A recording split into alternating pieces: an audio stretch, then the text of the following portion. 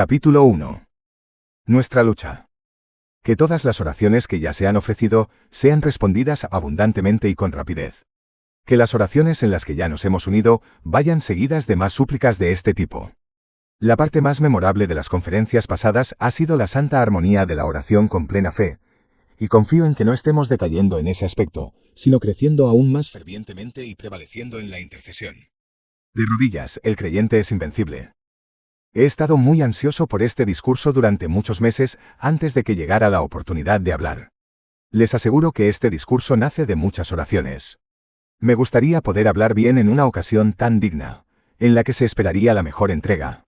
Pero deseo estar, como dice la oración de nuestro hermano, absolutamente en manos del Señor en este asunto, así como en cualquier otro. Estaría dispuesto a hablar con lengua tartamuda si el propósito de Dios pudiera ser presentado más plenamente. Incluso perdería con gusto todo poder de palabras si, al estar hambriento de palabras humanas, pudieran tener su hambre satisfecha en la carne espiritual que se encuentra únicamente en Él, que es la palabra de Dios encarnada.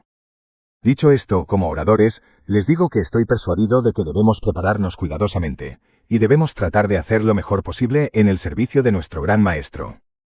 Creo haber leído que cuando un puñado de griegos con aspecto de leones bloqueó el avance de los persas, un espía que fue a ver lo que hacían, regresó y le dijo al rey que eran pobres criaturas, porque estaban ocupadas peinándose.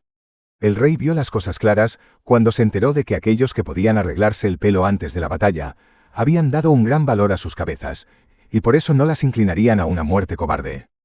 Si tenemos cuidado de utilizar nuestro mejor lenguaje cuando proclamamos las verdades eternas, haremos que nuestros adversarios supongan que somos aún más cuidadosos con las propias doctrinas. No debemos ser soldados desordenados cuando tenemos ante nosotros una gran lucha, pues eso parecería desesperanza. Avanzamos en la batalla contra la falsa doctrina, la mundanalidad y el pecado, sin temor respecto al tema más importante. Por lo tanto, nuestra conversación no debe ser de pasión desordenada, sino de un principio bien considerado. No debemos ser desaliñados, ya que buscamos ser triunfadores. Haz bien tu trabajo en este momento, para que toda la gente entienda que no te vas a alejar de él. Un persa en otra ocasión, cuando vio avanzar a un puñado de guerreros, dijo: «Ese pequeño puñado de hombres. Seguramente ni siquiera quieren luchar». Pero uno que estaba cerca dijo: «Sí, quieren, pues han pulido sus escudos y sacado brillo a sus armaduras». Tengan por seguro que la gente va en serio cuando no está dispuesta a dejarse apresurar para una pelea. Era costumbre entre los griegos, cuando tenían un día sangriento por delante, mostrar la rigurosa alegría de los guerreros estando bien vestidos. Creo, hermanos y hermanas, que cuando tenemos un gran trabajo que hacer por Cristo y somos intencionales al respecto, no subiremos al púlpito o a la plataforma para decir lo primero que se nos ocurra. Si hablamos por Jesús debemos hablar lo mejor posible, aunque incluso entonces los hombres no son conquistados por el brillo de los escudos, ni por la suavidad del cabello de un guerrero, sino que se necesita un poder superior para cortar la armadura. Al Dios de los ejércitos requiero que Él defienda lo que es justo. Pero no avanzo al frente con pasos descuidados, tampoco tengo dudas. Nosotros somos débiles, pero el Señor nuestro Dios es poderoso, y la batalla es del Señor más que nuestra. Solo tengo un temor hasta cierto punto. Me preocupa que mi profundo sentido de la responsabilidad no disminuya mi eficacia. Un hombre puede sentir que debe hacerlo tan bien que, por esa misma razón, puede no hacerlo tan bien como podría. Un sentimiento de responsabilidad abrumador puede llevar a la parálisis. Una vez recomendé a un joven empleado de un banco, y sus amigos le dieron instrucciones estrictas para que fuera muy preciso con su aritmética. Pensó en este consejo a menudo, hasta el punto de obsesionarse. Se volvió tan extremadamente cuidadoso que se puso nervioso, y donde antes había sido preciso, su ansiedad le hizo cometer un error tras otro, hasta que dejó su trabajo. Es posible estar tan ansioso por saber cómo se va a hablar y sobre qué se va a hablar, que el discurso se vuelve forzado y rígido, y se olvidan los puntos que se quieren destacar. Hermanos y hermanas, les cuento algunos de mis pensamientos privados porque nos parecemos en nuestra vocación, y porque tenemos las mismas experiencias. Nos hace bien saber que tenemos camaradería. Los que dirigimos tenemos las mismas debilidades y problemas que los que nos siguen. Debemos prepararnos, pero también debemos confiar en Él, en aquel sin quien nada empieza, continúa o termina bien. Tengo este consuelo: incluso si no hablo adecuadamente sobre mi tema, el tema mismo les hablará. El hecho de escoger un tema apropiado ya dice mucho. Si un hombre habla bien sobre un tema que no tiene importancia práctica, no es bueno que haya hablado en absoluto. Como se dijo alguna vez, es ocioso hablar mucho al punto sobre un asunto que en sí mismo no es importante. Podemos tallar un carozo de cereza con la mayor habilidad, y en el mejor de los casos sigue siendo un carozo de cereza. Pero un diamante, aunque esté mal tallado, sigue siendo una piedra preciosa. Aunque un orador no pueda pronunciar un discurso elocuente, si el tema es importante, no es inútil hacer el intento. Los temas que trataremos en este momento deben ser estudiados, y son oportunos. He escogido verdades actuales y apremiantes, y si reflexionan en ellas ustedes mismos, el tiempo que dediquen a escuchar este discurso no será desperdiciado. Oro apasionadamente para que todos nos beneficiemos de esta hora de reflexión. Afortunadamente los temas son los que puedo ilustrar incluso mientras les hablo. Al igual que un herrero puede enseñar a su aprendiz mientras hace una herradura, así podemos hacer de nuestros propios sermones ejemplos de la doctrina que contienen. En este caso, podemos practicar mientras predicamos, si el Señor está con nosotros. Un maestro de cocina instruye a sus alumnos siguiendo sus propias recetas. Prepara platos delante de su público, y mientras describe los platos y su preparación, él mismo prueba la comida y sus amigos también comen. Tendrá éxito por sus deliciosos platos, aunque no sea un hombre de discurso elocuente.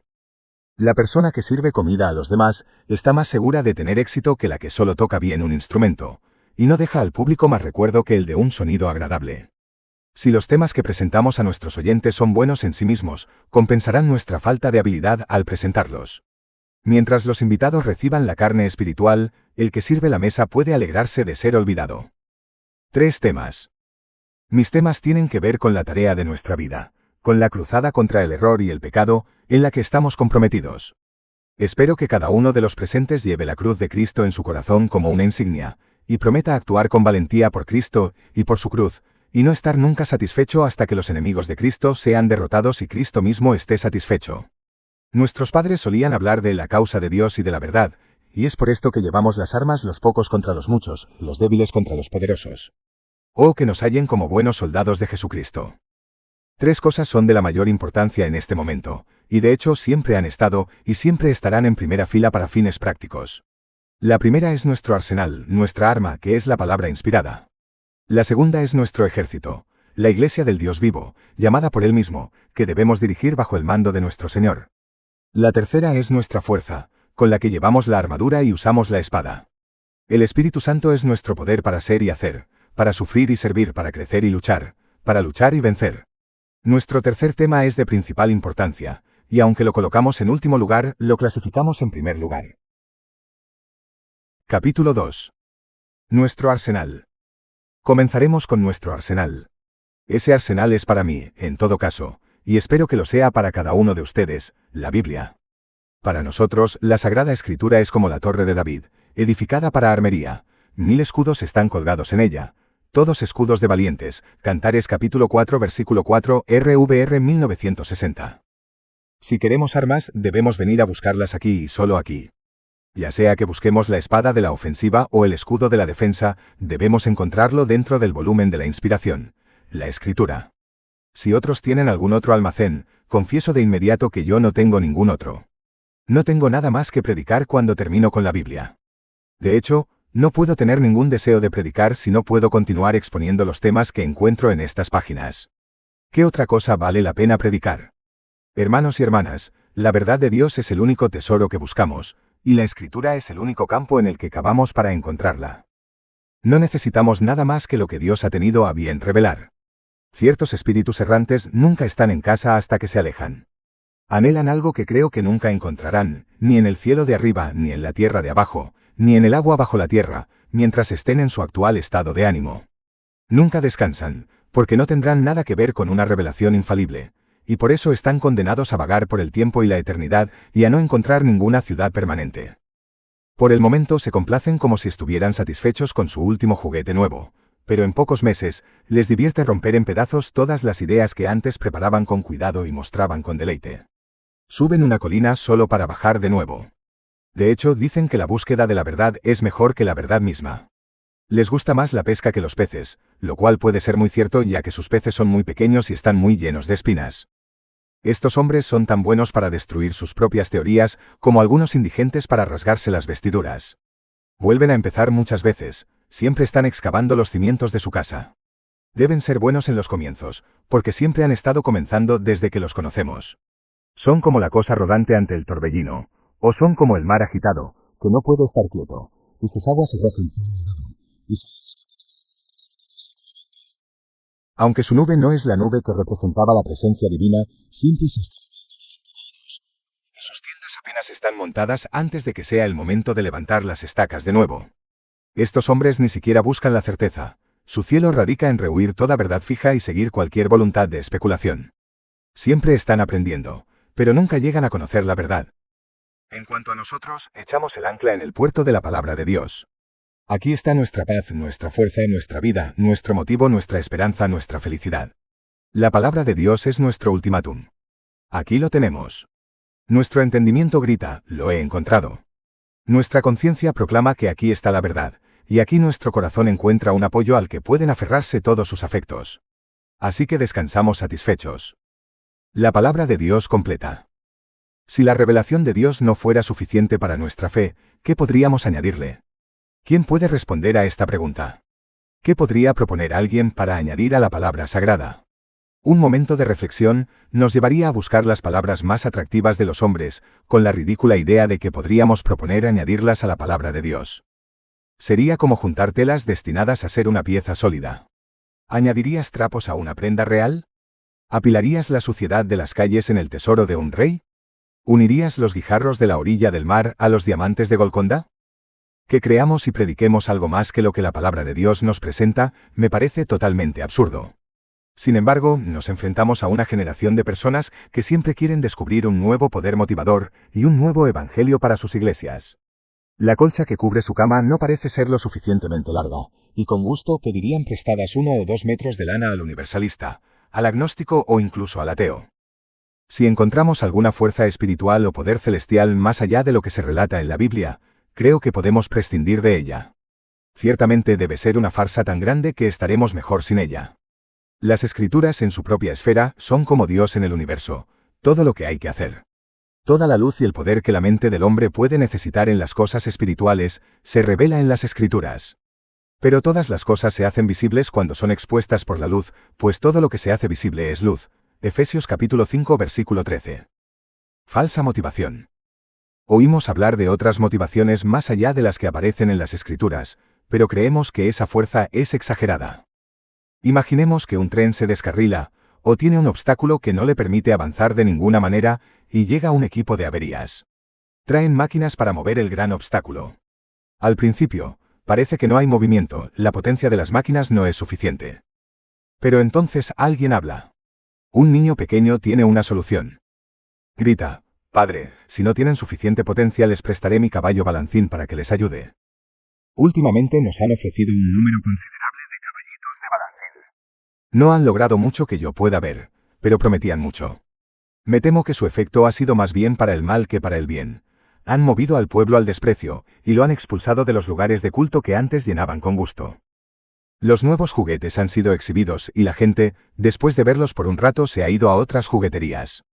Estas finas y nuevas naderías no han hecho ningún bien, y nunca harán ningún bien mientras el mundo siga en pie. La palabra de Dios es suficiente para interesar y bendecir las almas de los hombres a lo largo de todos los tiempos, pero las novedades fracasan pronto. Seguramente, clama alguien, debemos añadir nuestros propios pensamientos a eso. Hermanos míos, piensen todo lo que quieran. Pero los pensamientos de Dios son mejores que los de ustedes. Ustedes pueden arrojar buenos pensamientos, como los árboles en otoño arrojan sus hojas, pero hay uno que sabe más de sus pensamientos que ustedes, y él no considera que sean gran cosa. ¿No dice la Escritura? El Señor conoce los pensamientos del hombre, sabe que son solo un soplo. Salmo capítulo 94 versículo 11. Comparar nuestros pensamientos con los grandes pensamientos de Dios sería un gran absurdo. ¿Traerías tu vela para mostrar el sol? ¿Tú nada para llenar el todo eterno? Es mejor callar ante el Señor que soñar con complementar lo que Él ha dicho. La palabra del Señor es a los pensamientos de los hombres como un jardín a un desierto. Mantente dentro de las cubiertas del libro sagrado, y estarás en la tierra que mana leche y miel. ¿Por qué buscar añadirle las arenas del desierto? Mantener la palabra pura. Procura no descartar nada del libro perfecto. Si lo encuentras ahí, déjalo ahí, y es tu responsabilidad predicarlo de acuerdo con la alianza y el alcance de la fe. Todo lo que es digno de ser revelado por Dios es digno de nuestra predicación, y no hay nada que podamos atribuirnos en ella. El hombre no solo vive de pan, sino que vive de todo lo que procede de la boca del Señor. Deuteronomio capítulo 8 versículo 3. Probada es toda palabra de Dios. Él es escudo para los que en él se refugian. Proverbios capítulo 30 versículo 5. Que cada verdad revelada sea presentada en el momento oportuno. No busques un tema en otra parte. Con un contenido tan ilimitado ante ti, no hay necesidad de que busques en otra parte. Con una verdad tan gloriosa para predicar, será una maldad desenfrenada si lo haces. Probar nuestro arsenal. Ya hemos probado la competencia de toda esta provisión para nuestra guerra. Las armas de nuestro arsenal son las mejores, porque las hemos probado y hemos encontrado que lo son. Algunos de ustedes, hermanos y hermanas más jóvenes, solo han probado un poco las Escrituras hasta ahora. Pero otros, que ahora estamos encaneciendo, podemos asegurarles que hemos probado la palabra y ha resistido todas las pruebas. Hemos comprobado que las palabras del Señor son palabras puras, plata probada en un crisol en la tierra, 7 veces refinada. Salmo capítulo 12 versículo 6. La palabra sagrada ha soportado más críticas que la mejor forma aceptada de filosofía o ciencia, y ha sobrevivido a cada prueba. Como ha dicho un teólogo, después de que sus actuales asaltantes hayan muerto, sus sermones fúnebres se predicarán a partir de este libro, sin omitir ni un solo versículo, desde la primera página del Génesis hasta la última del Apocalipsis. Algunos de nosotros hemos vivido durante muchos años, en conflicto diario, poniendo perpetuamente a prueba la palabra de Dios, y podemos darles honestamente esta seguridad: es suficiente para toda crisis. Después de usar esta espada de doble filo en las cotas de malla y en los escudos de bronce, no encontramos ninguna mella ni melladura en su filo. No se rompe ni se embota en la lucha. Podría partir por la mitad al mismísimo diablo desde la coronilla hasta la planta del pie, y sin embargo no mostraría signo alguno de fracaso. Hoy en día, sigue siendo la misma poderosa palabra de Dios que estaba en manos de nuestro Señor Jesús. ¿Cómo nos fortalece cuando recordamos las muchas conquistas de almas que hemos logrado mediante la espada del Espíritu? ¿Alguno de ustedes ha oído hablar de una conversión al cristianismo producida por otra doctrina que no sea la que está en la palabra? Me gustaría tener un libro que enumere las conversiones producidas por la teología moderna. Pediría una copia de tal publicación. No diré lo que podría hacer con él después de haberlo leído, pero al menos aumentaría su venta con un ejemplar solo para ver lo que la teología progresista pretende haber hecho. ¿Qué ejemplos podría contener esa lista? Conversiones a través de las doctrinas de la reconciliación universal. Conversiones a través de la doctrina dudosa. Conversiones al amor de Dios y a la fe en Jesucristo. Pero al escuchar que la muerte del Salvador fue solo la consumación de un gran ejemplo, mas no un sacrificio sustitutivo. Conversiones por un evangelio del que se ha vaciado toda la esencia del verdadero evangelio. Dicen que los milagros nunca cesarán, pero tales milagros nunca comenzarán. Dejemos que nos informen de los cambios de corazón producidos de estas maneras y demos la oportunidad de probarlos. Entonces, tal vez, podamos considerar si vale la pena que nos alejemos de esa palabra, que hemos probado en cientos y algunos de nosotros aquí, en muchos miles de situaciones, y siempre la hemos encontrado efectiva para la salvación. Sabemos por qué se burlan de las conversiones. Son uvas que tales zorros no pueden alcanzar y por lo tanto en lugar de admitir la derrota, declararán que deben ser agrias.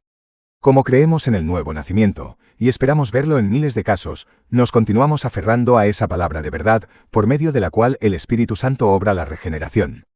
En conclusión, en nuestra guerra continuaremos usando la vieja arma de la espada del Espíritu, hasta que podamos encontrar algo mejor. Por eso ahora y siempre nuestro veredicto sigue siendo: como esa no hay otra, dámela. La palabra como consuelo. ¿Cuántas veces hemos visto cómo la palabra es eficaz para el consuelo? Es, como lo expresó un hermano en la oración, una cosa difícil tratar con los corazones rotos. Me he sentido como un tonto al tratar de ayudar a liberar a un prisionero del castillo del gigante desesperación. Es tan difícil ayudar a alguien a pasar del abatimiento a la esperanza. He tratado de atrapar a mi presa, por así decirlo, con todos los métodos que conozco. Pero cuando casi está a mi alcance, la criatura ha cavado otro agujero. Ya lo había sacado de 20, y entonces he tenido que empezar de nuevo. El pecador convicto utiliza toda clase de argumentos para probar que no puede ser salvado. Las invenciones de la desesperación son tantas como las de la confianza en sí mismo. No se puede dejar entrar la luz en el oscuro sótano de la duda, excepto a través de la ventana de la palabra de Dios. En las Escrituras hay un bálsamo para cada herida, un remedio para cada llaga. Oh, el maravilloso poder en las Escrituras para crear un alma de esperanza dentro de las costillas de la desesperación, y traer la luz eterna a la oscuridad, que ha hecho una larga medianoche en lo más profundo del alma. A menudo hemos probado la palabra del Señor como la copa de la consolación, y nunca ha dejado de animar a los que se desesperan. Sabemos lo que decimos, porque hemos sido testigos de los benditos hechos. Las escrituras de la verdad, aplicadas por el Espíritu Santo, han traído paz y alegría a los que estaban sentados en las tinieblas y en el valle de la sombra de la muerte. El poder de las escrituras. También hemos observado la excelencia de la palabra en la edificación de los creyentes y en la producción de justicia, santidad y utilidad. En estos días siempre se nos habla del lado ético del Evangelio. Me compadezco de aquellos para quienes esto es una novedad. ¿No lo han descubierto antes? Siempre hemos tratado el lado ético del Evangelio. De hecho, lo encontramos ético por todas partes. No hay doctrina verdadera que no haya fructificado en buenas obras. Payson dijo sabiamente, si hay un hecho, una doctrina o una promesa en la Biblia que no ha producido ningún efecto práctico en su temperamento o conducta, tenga la seguridad de que no la cree verdaderamente. Toda enseñanza bíblica tiene su propósito práctico y su resultado práctico. Y lo que tenemos que decir, no como una cuestión de descubrimiento, sino como una cuestión de simple sentido común, es esto. Si hemos tenido menos frutos de los que desearíamos tener con el árbol, sospechamos que no habrá ningún fruto cuando el árbol ya no esté y las raíces sean desenterradas. La raíz misma de la santidad está en el Evangelio de nuestro Señor Jesucristo, y si quitamos esto y adoptamos una visión basada en más frutos, cometemos el error más asombroso. Hemos visto una fina moralidad, una severa integridad, una delicada pureza y, lo que es aún más, una devota santidad, producida por las doctrinas de la gracia. Vemos personas que viven en devoción a Cristo. Vemos la aceptación tranquila cuando llega el sufrimiento. Vemos la confianza gozosa en el momento de la muerte. Y vemos esto no en unos pocos casos, sino como el resultado general de la fe inteligente en las enseñanzas de las Escrituras. Incluso nos ha sorprendido el santo resultado del antiguo Evangelio. Aunque estamos acostumbrados a verlo a menudo, nunca pierde su encanto. Hemos visto a pobres hombres y mujeres entregándose a Cristo, y viviendo para Él de una manera que ha hecho que nuestros corazones se inclinen en adoración al Dios de la gracia. Hemos dicho, este debe ser un evangelio verdadero, ya que puede producir vidas como estas. Si no hemos hablado tanto de ética como lo han hecho algunos, recordamos un viejo dicho de la gente del campo: ve a tal lugar para oír hablar de buenas obras, pero ve a otro lugar para verlas. Mucha palabrería, poca obra. Mucho clamor es la muestra de poca lana, mucho alboroto por nada. Algunos han predicado las buenas obras hasta que apenas queda una persona decente en la congregación, mientras que otros han predicado la gracia gratuita y el amor agonizante de tal manera que los pecadores se han convertido en santos, y los santos han sido como ramas cargadas de frutos para alabanza y gloria de Dios. Habiendo visto la cosecha que proviene de lo que hemos plantado, no vamos a cambiarlo a las órdenes de esta época caprichosa. Hemos visto y comprobado especialmente la eficacia de la palabra de Dios al estar junto al lecho de alguien enfermo.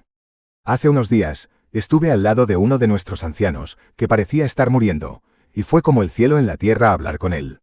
Nunca he visto tanta alegría en una boda como en aquella tranquila habitación. Él esperaba estar pronto con Jesús, y se alegraba de esa perspectiva.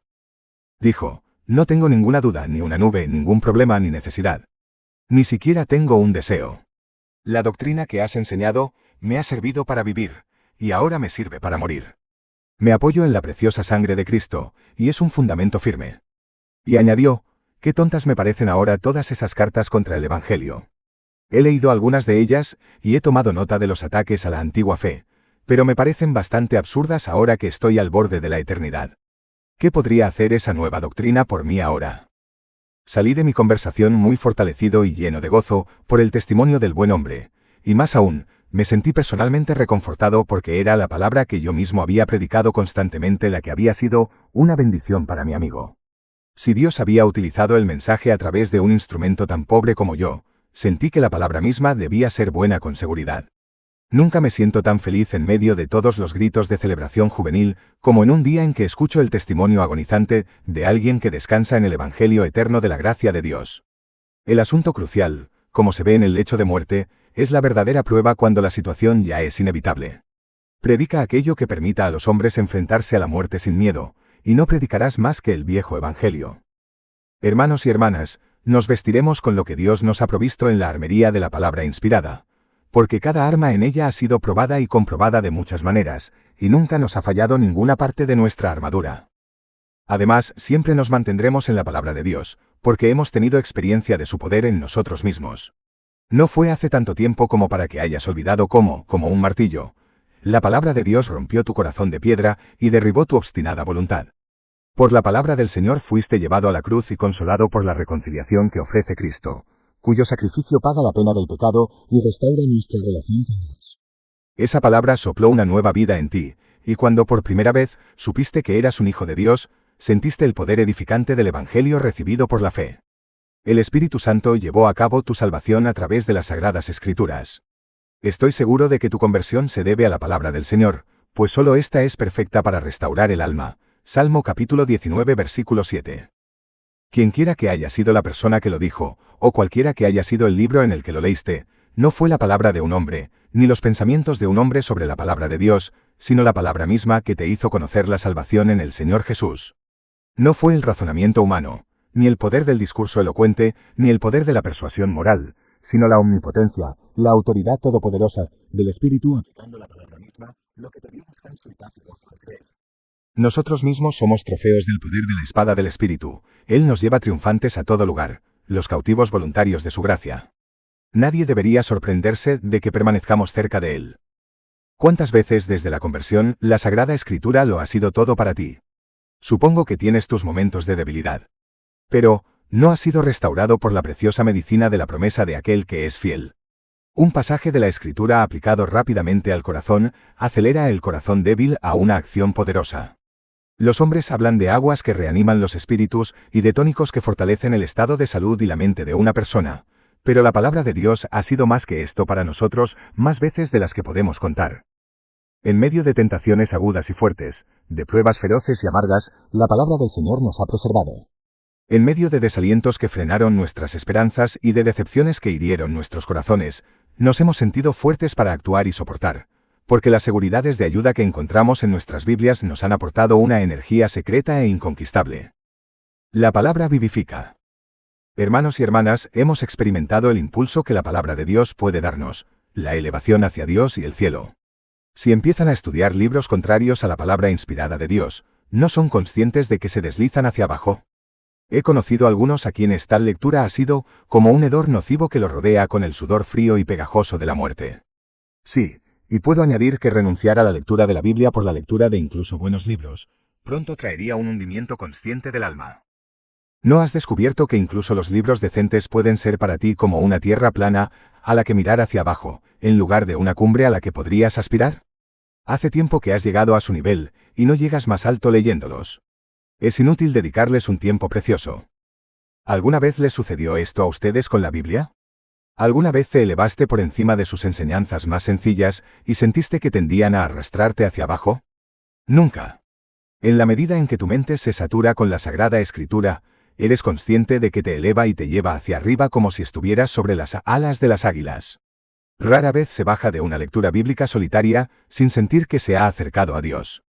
Digo una lectura solitaria, porque cuando se lee con otros, el peligro es que los comentarios no inspirados pueden ser moscas en el frasco del ungüento. Uno puede estropear todo el lote. El estudio de la palabra en oración no es solo un medio de instrucción, sino también un acto de devoción en el que a menudo se ejerce el poder transformador de la gracia, y que nos transforma en la imagen de aquel a quien la palabra refleja. Después de todo, ¿hay algo como la palabra de Dios cuando el libro abierto encuentra corazones abiertos? Cuando leo las vidas de hombres como Richard Baxter, David Brainerd, Robert Murray McCain y muchos otros, me siento como alguien que se ha bañado en algún arroyo fresco después de haber viajado por un país oscuro, que lo dejó polvoriento y deprimido. Me siento así porque tales hombres encarnaron la Escritura en sus vidas y la ilustraron en su experiencia. Tuvieron el lavado del agua por la palabra, y esto es lo que necesitamos. Debemos obtenerlo donde ellos lo encontraron. Ver los efectos de la verdad de Dios en la vida de los hombres santos confirma la fe y alienta la aspiración a la santidad. Una palabra de precaución. Otras influencias no nos ayudan a alcanzar este tipo de ideal supremo de santidad, ser apartados para Cristo. Si lees lo que podríamos considerar como los libros babilónicos de la actualidad, te contagiarás de su espíritu, y es un espíritu extraño, que te apartará del Señor tu Dios.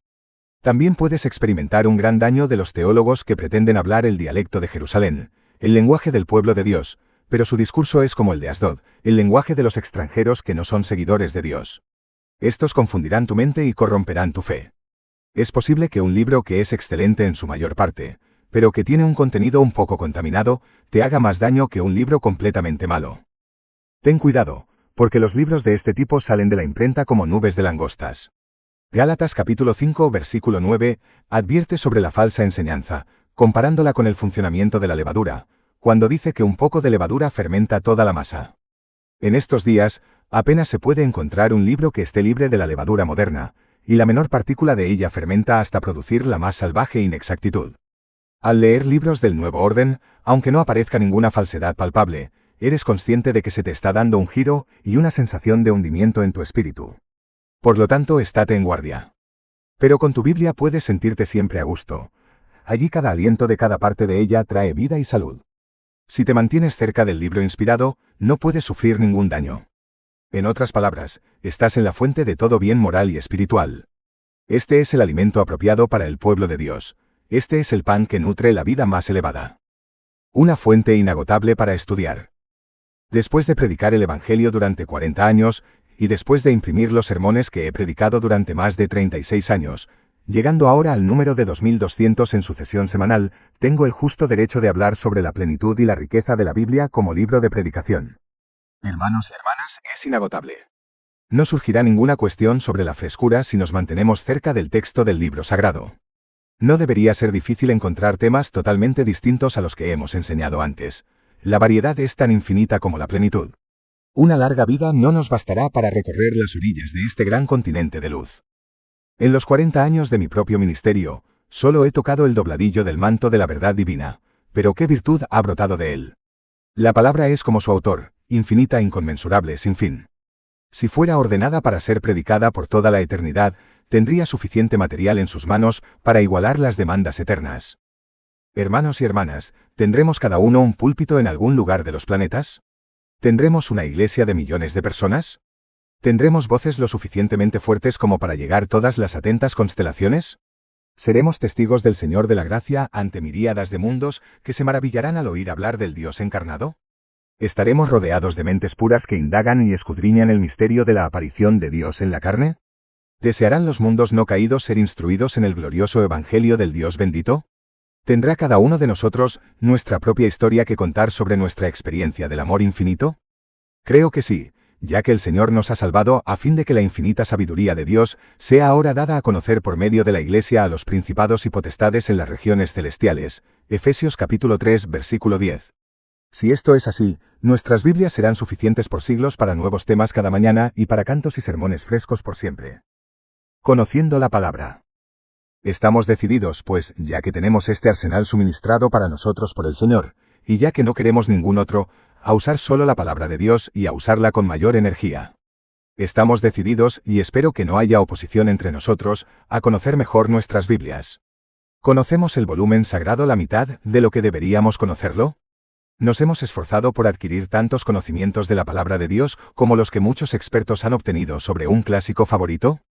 ¿No es posible que todavía descubramos pasajes de la Escritura que son nuevos para nosotros? ¿Debería ser así?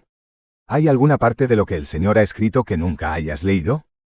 Me llamó la atención la observación del hermano Archibald Brown, quien pensaba que si no leía las Escrituras de principio a fin, podría haber enseñanzas inspiradas que nunca llegaría a conocer. Así que resolvió leer los libros en orden, y habiéndolo hecho una vez, continuó con el hábito. ¿Alguno de nosotros ha pensado en hacer esto? Empecemos de una vez. Me encanta ver con qué facilidad algunos de nuestros asociados encuentran un pasaje apropiado, y luego citan su paralelo, y coronan todo con un tercero. Parecen conocer exactamente el pasaje que da en el clavo. Tienen sus Biblias no solo en sus corazones, sino también en las puntas de sus dedos. Este es un logro muy valioso para un ministro. Un experto en la Biblia es un buen teólogo. Manejando la Escritura con precisión. Algunos otros, a los que aprecio por otras cosas, siguen siendo débiles en este punto y rara vez citan correctamente un pasaje de la Escritura. Por cierto, sus alteraciones tienen un efecto desagradable en el oído del lector de la Biblia. Es tristemente común entre los ministros añadir una palabra o quitar una palabra del pasaje, o de alguna manera deshonrar el lenguaje de la Escritura. ¿Cuántas veces he oído a compañeros hablar de asegurar nuestra vocación y salvación? Posiblemente no disfrutaban de la palabra calvinista elección tanto como nosotros, y por lo tanto permitieron que desapareciera. Otros citan la mitad de un texto y pierden el significado. En realidad, en algunos casos lo contradicen. Nuestra reverencia por el gran autor de las Escrituras debería impedir toda alteración de sus palabras. Ninguna alteración de la Escritura puede ser, bajo ningún concepto, una mejora. Los creyentes en la inspiración verbal deben tener un cuidado especial para ser verbalmente correctos. Los que creen ver errores en la escritura pueden pensar que son competentes para modificar el lenguaje del Señor de los ejércitos, pero los que creemos en Dios y aceptamos las mismas palabras que Él usa, no debemos hacer un intento tan confiado. Citemos las palabras tal como están en la mejor traducción posible, y es aún mejor si conocemos el original y podemos decir si nuestra versión no da un sentido del verdadero significado.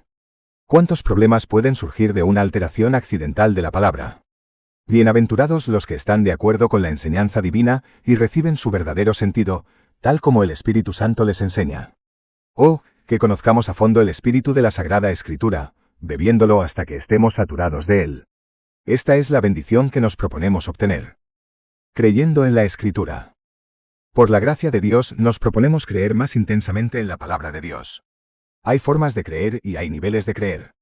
Tú crees en todos los que están aquí reunidos, pero en algunos de ellos tienes una confianza práctica consciente, ya que en tu hora de angustia han acudido en tu ayuda y han demostrado ser hermanos nacidos para la adversidad. En ellos confías con absoluta certeza, porque los has probado personalmente. Tu fe era antes fe, pero ahora es una confianza más elevada, más firme y más segura. Cree completamente en la Escritura inspirada. Cree en ella hasta el final. Créela a fondo. Cree con toda la fuerza de tu ser. Deja que las verdades de la Escritura se conviertan en los principales factores de tu vida, en las principales fuerzas operativas de tu acción. Deja que los grandes conceptos de la historia del Evangelio sean para ti hechos tan ciertos y esenciales como cualquier hecho que encuentres en la vida diaria en casa o en el mundo exterior. Que sean tan vívidos para ti como tu propio cuerpo siempre presente, con sus dolores y molestias, sus apetitos y alegrías. Si podemos salir del reino de la ficción y la fantasía, y entrar en el mundo de los hechos, habremos alcanzado una vena de poder que nos proporcionará un tesoro inconmensurable de fuerza. Así, volverse poderoso en las Escrituras será volverse poderoso a través de Dios. También debemos decidirnos a citar más las Sagradas Escrituras. Los sermones deben estar llenos de la Biblia, endulzados, fortalecidos y santificados con la esencia bíblica. Los brotes de las Escrituras son el tipo de sermones que la gente necesita escuchar. Si no les gusta oírlos, es una razón más para que les prediquemos las Escrituras. El Evangelio tiene la singular capacidad de crear un gusto por sí mismo. Los oyentes de la Biblia, cuando la oyen de verdad, llegan a ser amantes de la Biblia.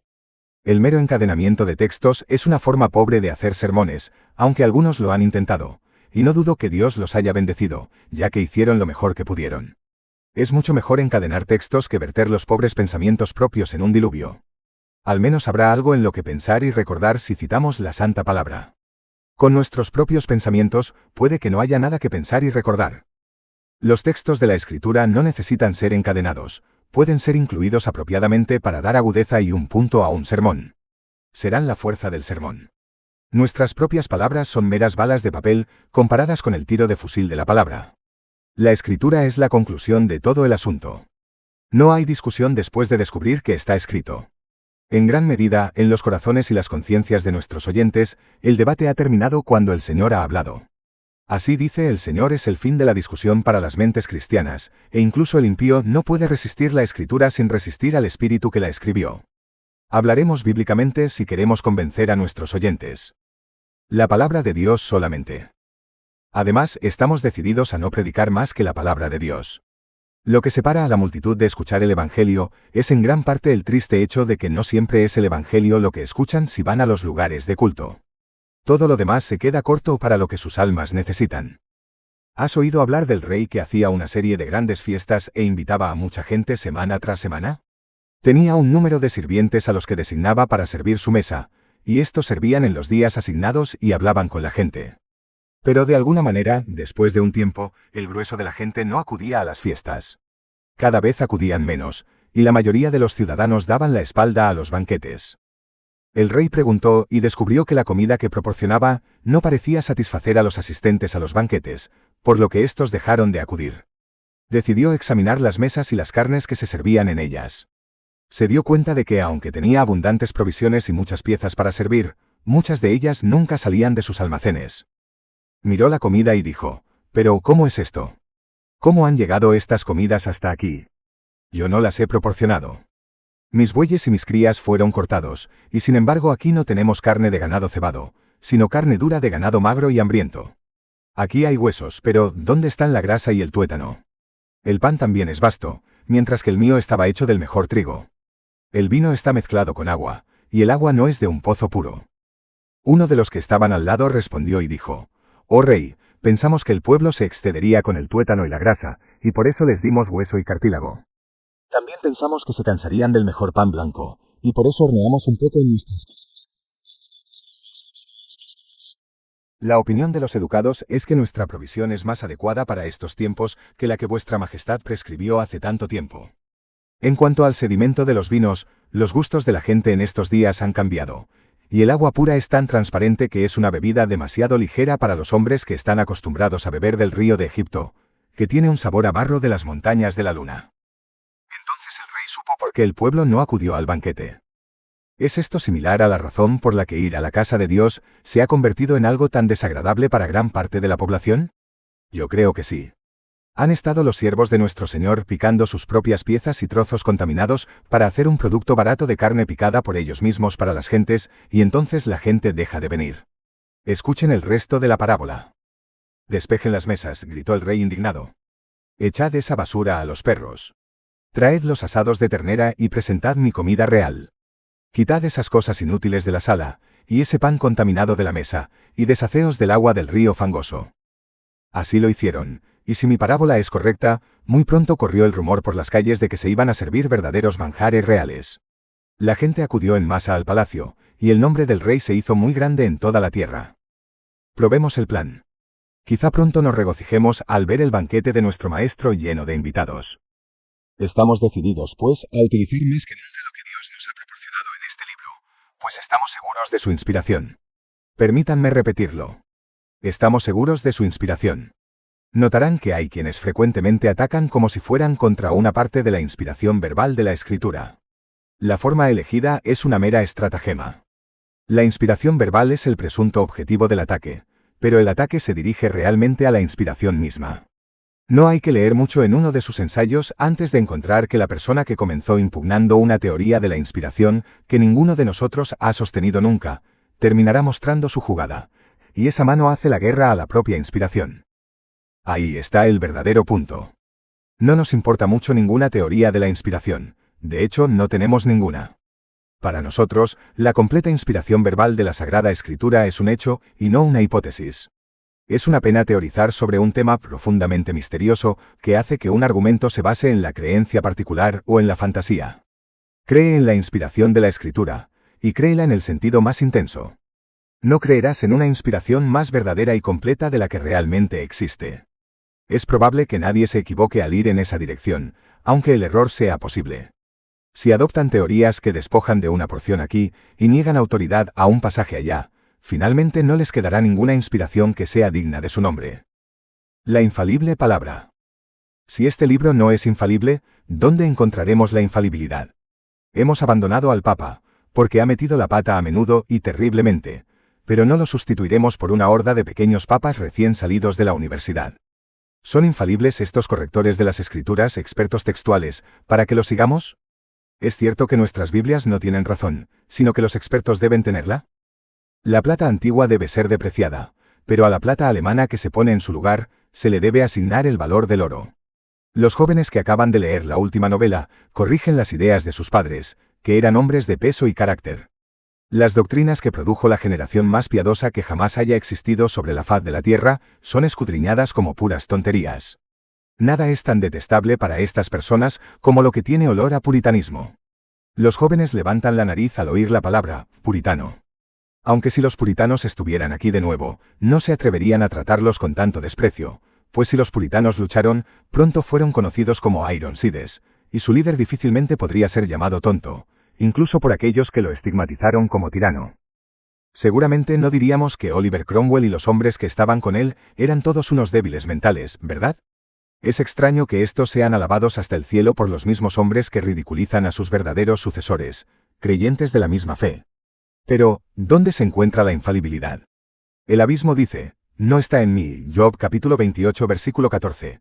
Sin embargo, los que no tienen ninguna profundidad quieren hacernos creer que está en ellos o bien esperan aterrizar en ella mediante un cambio perpetuo. Debemos creer que la infalibilidad está en los hombres educados. Nos parecería absurdo decir, ahora granjero Smith, cuando hayas leído tu Biblia y hayas disfrutado de sus preciosas promesas, mañana por la mañana tendrás que ir por la calle a preguntar al hombre erudito de la casa parroquial si esta porción de la Escritura pertenece a la parte inspirada de la palabra, o si es de autoridad insegura. Será bueno que sepas si fue escrita por Isaías o por el segundo de los dos Abdías. En este caso, toda posibilidad de certeza se transfiere del hombre espiritual a una clase de personas cuya erudición es vistosa, pero que ni siquiera pretenden tener espiritualidad. Poco a poco nos volveremos tan inseguros y criticados, que solo unos pocos de los más profundos sabrán lo que está en la Biblia y lo que no, y nos dictarán al resto. No tengo más fe en su misericordia que en su exactitud. Nos robarán todo lo que más apreciamos y se complacerán en el cruel logro. Nosotros no soportaremos este mismo reino de terror, pues seguimos creyendo que Dios se revela más a los infantes espirituales que a los sabios y sagaces, y estamos seguros de que nuestra propia y antigua versión inglesa de las Escrituras es suficiente para los hombres sencillos para todos los fines de la vida, la salvación y la piedad. No despreciamos el aprendizaje, pero nunca diremos de la cultura o la crítica, estos son tus dioses, oh Israel. Éxodo capítulo 32 versículos 4 y 8. ¿Ven por qué los hombres rebajarían el grado de inspiración de la Escritura y la reducirían gustosamente a una cantidad microscópica? Es porque la verdad de Dios debe ser reemplazada. Imagínese si usted entra en una tienda por la noche para comprar ciertos artículos que tienen una calidad de color y textura que debe ser examinada por la luz del día, o la mejor luz posible. Si después de entrar en la tienda, el vendedor baja las luces o apaga las luces y luego comienza a mostrarle su mercancía, ¿no despertaría sus sospechas? ¿No concluiría que está tratando de hacerle pasar un artículo inferior? Es más que sospechoso que este sea el pequeño juego de los depredadores de la inspiración. Cada vez que un hombre comienza a rebajar tu opinión sobre la inspiración, es porque tiene un truco que jugar que no es fácil de realizar a la luz. Quiere llevar a cabo una sesión figurada de espíritus malignos, y por eso grita, apagad las luces. Nosotros, hermanos y hermanas, estamos dispuestos a atribuir a la palabra de Dios toda la inspiración que se le pueda atribuir. Y decimos con valentía que, si nuestra predicación no es conforme a esta palabra, es porque no hay luz en ella. Estamos dispuestos a ser probados por ella en todos los sentidos, y consideramos que los más grandes de nuestros oyentes son los que escudriñan las Escrituras diariamente para ver si estas cosas son verdaderas. Pero en cuanto a los que menosprecian la inspiración, no nos someteremos ni siquiera una hora a su influencia. Ciencia, filosofía y religión. Oigo decir a alguien, pero aún así hay que someterse a las conclusiones de la ciencia. Nadie está más dispuesto que nosotros a aceptar los hechos evidentes de la ciencia. Pero, ¿qué se entiende por ciencia? ¿Es infalible esa cosa llamada ciencia? ¿No se llama falsamente así a la ciencia?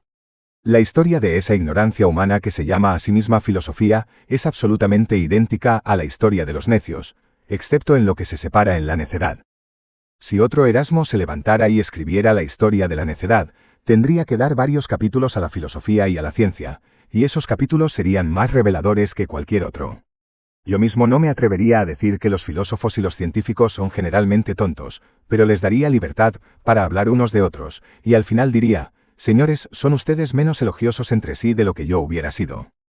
Dejaría que los sabios de cada generación hablaran de la generación que la precedió, o en la actualidad, cada mitad de una generación pudiera tratar de la mitad de la generación anterior, ya que hoy en día hay poca teoría en la ciencia que sobreviva 20 años, y solo un poco más que verá el primer día del siglo XX. Viajamos ahora a un ritmo tan rápido que pasamos por conjuntos de hipótesis científicas con la misma rapidez con la que pasamos por los postes de telégrafo cuando viajamos en un tren expreso. De lo único que estamos seguros hoy es de lo siguiente. Aquello de lo que los eruditos estaban seguros hace unos años, está ahora arrojado al limbo de los errores descartados.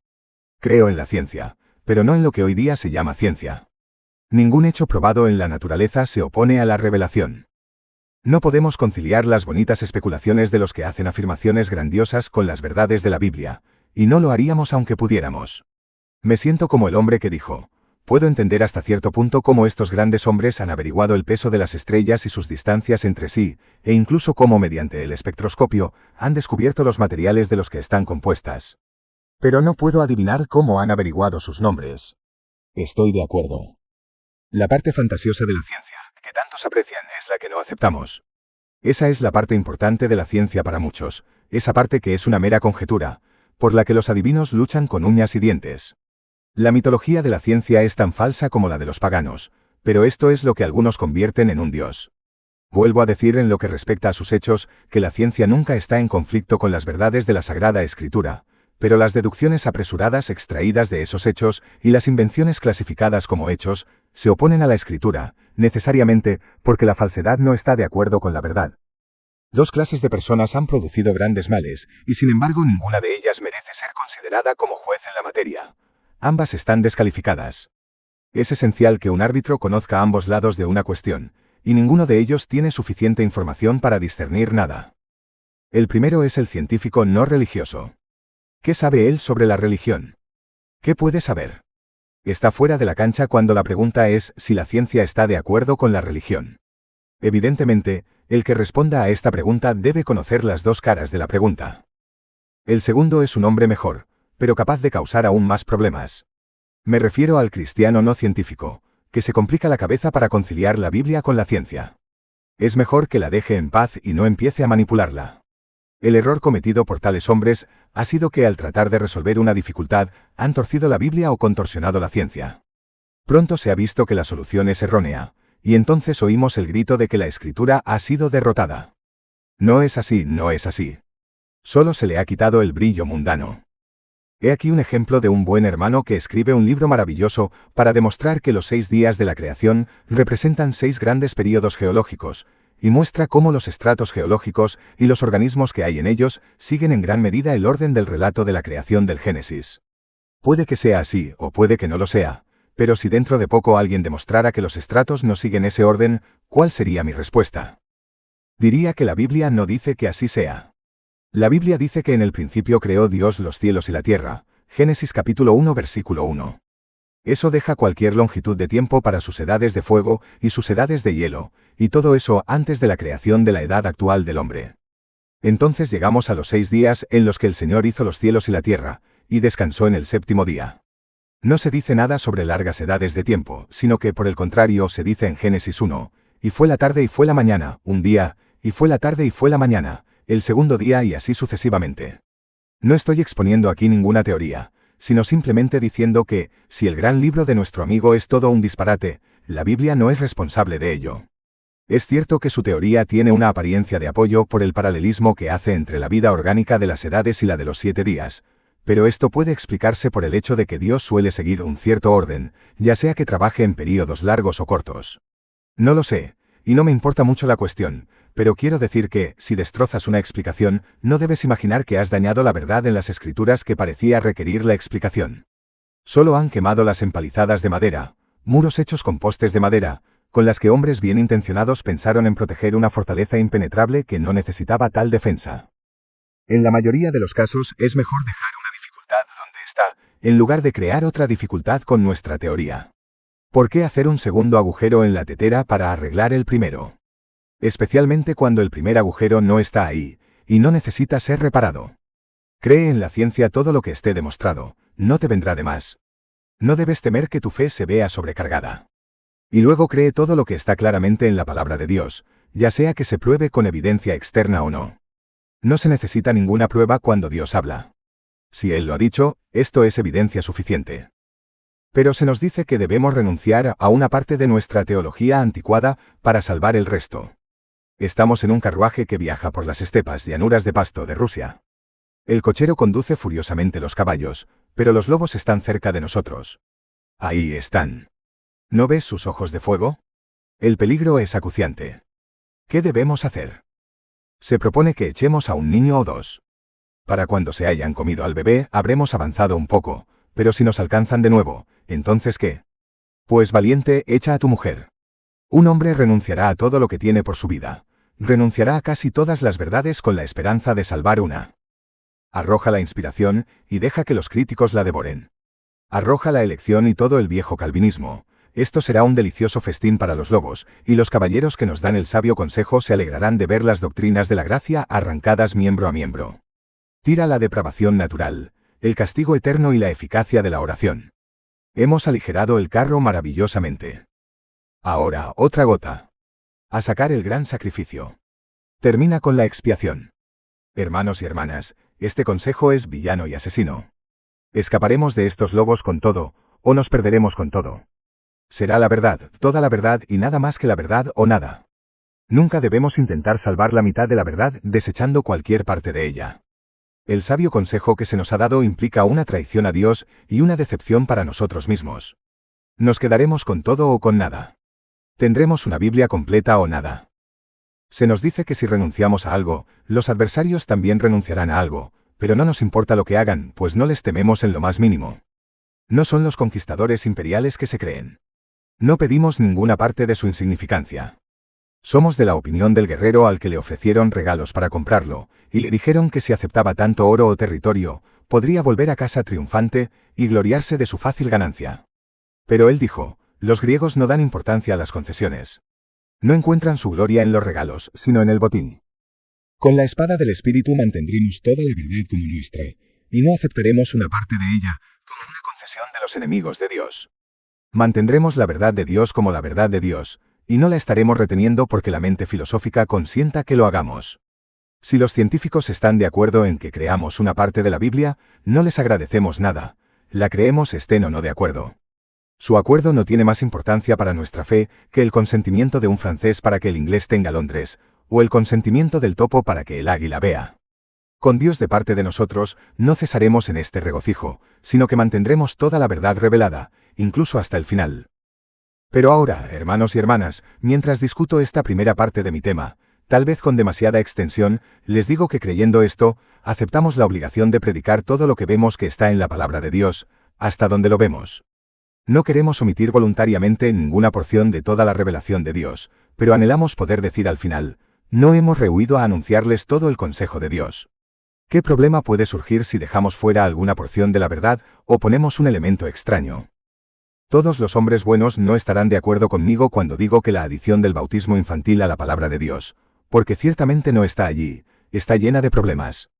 La regeneración bautismal se apoya en los hombros del bautismo infantil, el bautismo de niños. Pero ahora hablo de lo que sé.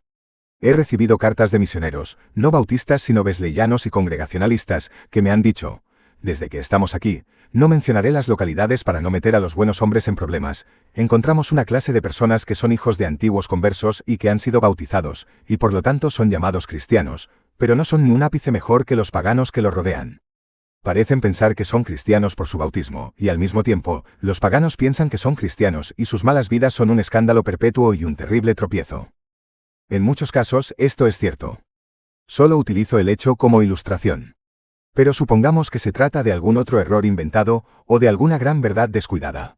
El mal saldrá de ello. En el caso de las terribles verdades conocidas por nosotros como los terrores del Señor, su omisión está produciendo los resultados más tristes. No omitas nada de la verdad.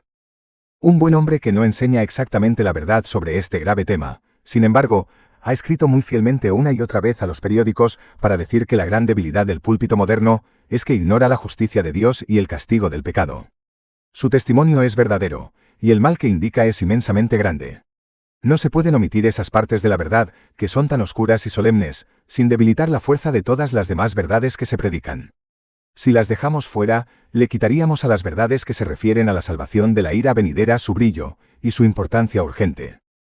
Hermanos, no omitan nada. Tengan la valentía de predicar verdades desagradables e impopulares. El mal que podamos hacer añadiendo o quitando a la palabra del Señor puede no ocurrir en nuestros días, pero si llegara a madurar en otra generación, seremos igualmente culpables. No me cabe duda de que la omisión de ciertas verdades por parte de las primeras iglesias condujo más tarde a un grave error, mientras que ciertas adiciones en forma de ritos y ceremonias, que parecían bastante inocentes en sí mismas, condujeron al ritualismo y posteriormente a la gran apostasía del romanismo. Tengan mucho cuidado. No se salgan ni un centímetro de la línea de la Escritura, ni se queden ni un centímetro de este lado.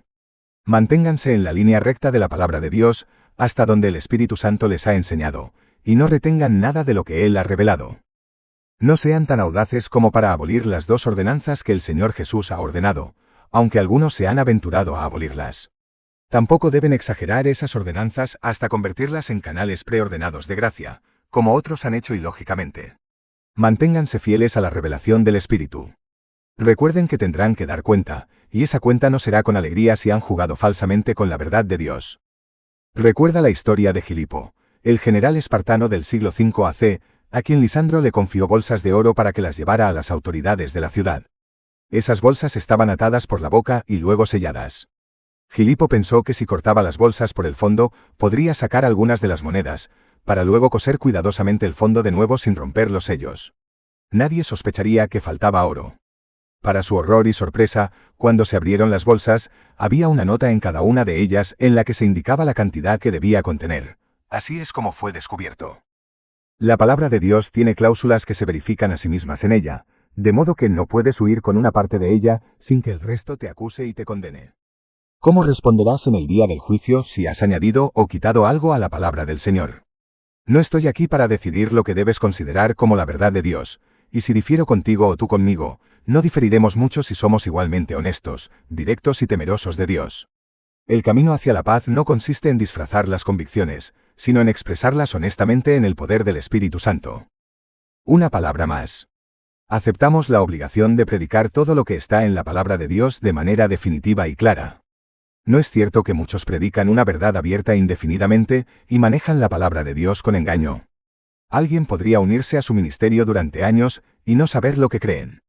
Escuché acerca de cierto ministro cauteloso a quien un oyente le preguntó, ¿cuál es su punto de vista sobre la expiación? Respondió, mi querido señor, eso es justo lo que nunca le he dicho a nadie y no me lo va a sacar. Esta es una extraña condición moral para la mente de un predicador del Evangelio. Me temo que no es el único en esta vacilación para responder. Dicen que consumen su propio humo, es decir, guardan sus dudas para el consumo casero. Muchos no se atreven a decir en el púlpito lo que dirían a puerta cerrada en una reunión privada de ministros. ¿Es esto honesto? Me temo que lo es con algunos como lo fue con el maestro de escuela en uno de los pueblos de un estado del sur de América. Un viejo predicador negro llamado Jasper había enseñado a su pueblo que el mundo es tan plano como una tortita, y que el sol da vueltas alrededor de él todos los días. Nosotros no hemos aceptado esta parte de su enseñanza, pero algunas personas, sí, y una de ellas fue a un director de escuela con su hijo y le preguntó: ¿enseña usted a los niños que el mundo es redondo o plano? El director de la escuela respondió con cautela: sí. El preguntón se quedó perplejo, así que pidió una respuesta más clara. ¿Enseña usted a sus hijos que el mundo es redondo o que el mundo es plano? Entonces el maestro estadounidense respondió: eso depende de la opinión de los padres. Sospecho que incluso en Gran Bretaña, en algunos casos, mucho depende de la inclinación del diácono principal o del principal diezmador, o de la juventud dorada de la congregación. Si esto es cierto, el crimen es repugnante. Pero ya sea por esta o por cualquier otra causa que enseñemos con una lengua dividida, el resultado será altamente perjudicial. Me atrevo a citar aquí una historia que escuché de nuestro querido hermano Archibald Brown, a quien me referí antes. Un gorrón llamó a un ministro para intentar sacarle dinero. Al buen hombre no le gustó mucho el aspecto del mendigo, y le dijo: no me interesa tu caso, y no veo ninguna razón especial para que vengas a mí. El mendigo respondió: estoy seguro de que me ayudarías si supieras el gran beneficio que he recibido de tu bendito ministerio. ¿Qué es eso?, preguntó el pastor. El mendigo contestó: pues señor, cuando vine a escucharle por primera vez no me importaban ni Dios ni el diablo, pero ahora bajo su bendito ministerio, he llegado a amarlos a ambos. ¡Qué sorpresa, si bajo la charla engañosa de algunos maestros la gente llega a amar tanto la verdad como la falsedad! La gente dirá: nos gusta esta forma de doctrina y también nos gusta la otra. El hecho es que les gustaría cualquier cosa si solo un astuto engañador se la presentara de manera creíble. Admiran a Moisés y a Aarón, pero no dirían una palabra contra Janés y Jambres, los magos que se oponían a ellos. No nos uniremos a ningún grupo que parezca aspirar a tal idea. Debemos predicar el Evangelio tan claramente como para que nuestra gente sepa lo que estamos predicando. Porque si la trompeta da un sonido incierto, ¿quién se preparará para la batalla? 1 Corintios capítulo 14 versículo 8. No desconcierte a su gente con discursos dudosos. Bueno, dijo alguien, tuve una nueva idea el otro día. No la amplié, pero simplemente la arrojé por ahí. Eso es algo muy bueno para hacer con la mayoría de sus nuevas ideas. Lánzalas, por supuesto, pero ten en cuenta dónde estás cuando lo haces, porque si las lanzas desde el púlpito, pueden golpear a alguien e infligir una herida en la fe. Desecha tus caprichos, pero primero vete solo en una barca a una milla mar adentro. Una vez que hayas arrojado tus apresurados pensamientos triviales, déjalos a los peces. Separando los zorros de los perros. Hoy en día, tenemos una clase de personas a nuestro alrededor que predican a Cristo, e incluso predican el Evangelio, pero luego predican muchas otras cosas que no son verdaderas, y así destruyen el bien de todo lo que entregan y atraen a los hombres al error. Se llaman evangélicos y, sin embargo, forman parte de la escuela que es realmente antievangélica. Tengan cuidado con esta gente. He oído que un zorro, cuando es cazado de cerca por los perros, fingirá ser uno de ellos y correrá con la manada. Eso es lo que pretenden ciertas personas en este momento, que los zorros parezcan perros. Pero en el caso del zorro, su fuerte olor le delata. Los perros no tardan en descubrirle. Aún así, el olor de la falsa doctrina no se disimula fácilmente, y la partida no dura mucho tiempo. Existen ministros que hacen difícil saber si son perros o zorros, pero todas las personas conocerán nuestra calidad mientras vivamos, y no dudarán de lo que creemos y enseñamos. No dudaremos en decir con las palabras más fuertes que podamos encontrar, y en las frases más claras que podamos juntar, lo que sostenemos como verdad fundamental. He dedicado tanto tiempo a mi primer punto, y los otros dos deben, por tanto, ocupar menos tiempo, aunque los juzgo de primera importancia. Ahora debemos revisar nuestro ejército. Capítulo 3. Nuestro ejército. ¿Qué pueden hacer los hombres individuales en una gran cruzada? Estamos asociados con todo el pueblo del Señor. Necesitamos que los miembros de nuestras iglesias sean compañeros de batalla. Todos deben salir a ganar almas para Cristo. Necesitamos la cooperación de toda la hermandad. ¿Qué se logrará a menos que los salvados salgan, todos ellos, para la salvación de otros? Pero ahora se plantea la pregunta: ¿habrá una iglesia en absoluto? ¿Habrá un ejército distinto de santos, o incluiremos a los ateos? Se ha oído hablar de la iglesia del futuro, que debemos tener en lugar de la iglesia de Jesucristo. Se ha sugerido que en una iglesia así, la iglesia ideal del futuro, dejará de existir toda distinción cristiana, los ateos serán bienvenidos y la propia iglesia dirigirá un teatro y un bar. Dado que sus grupos extremos acogerán a los ateos, podemos esperar en nuestra caridad que incluya también a los espíritus malignos. Qué maravillosa iglesia será ciertamente cuando la veamos. Será cualquier otra cosa que se quiera llamar, pero no una iglesia. Cuando los soldados de Cristo hayan incluido en sus filas a todos los forajidos del adversario, ¿habrá algún ejército para Cristo? ¿No es claramente una rendición al principio de la guerra? Eso es lo que yo hago ver. No solo debemos creer en la Iglesia de Dios, sino también reconocerla muy claramente. Algunas denominaciones reconocen cualquier cosa y todo más que la Iglesia. No se conoce tal cosa como una reunión de la Iglesia. En algunos círculos, la Iglesia significa los ministros o el clero, pero en verdad debería significar todo el cuerpo de los fieles, y debería haber una oportunidad para que éstos se reúnan para actuar como una Iglesia. El papel de la Iglesia de Dios es llevar a cabo la obra de Dios en la tierra. El poder y la dirección finales están en manos de nuestro Señor Jesús, y bajo Él debe permanecer, no con unos pocos que son elegidos por delegación o por votación, sino con todo el cuerpo de creyentes. Cada vez más, debemos reconocer a la Iglesia que Dios ha puesto a nuestro cuidado, y al hacerlo, despertaremos una fuerza que de otro modo ha permanecido dormida. Si la Iglesia es reconocida por Cristo Jesús, es digna de ser reconocida por nosotros, pues somos los servidores de la Iglesia. Un estándar para las iglesias. Sí, creemos que debe haber una iglesia. Pero las iglesias son cosas muy decepcionantes. Cualquier pastor de una iglesia grande puede dar fe de ello. No creo que las iglesias de hoy en día sean peores que las del tiempo de Pablo, o mejores. Las iglesias de Corinto y la Odisea y otras ciudades exhibieron serias fallas, y si hay fallas en la nuestra, no debemos sorprendernos, pero aún así debemos afligirnos por tales cosas y trabajar hacia un estándar más alto.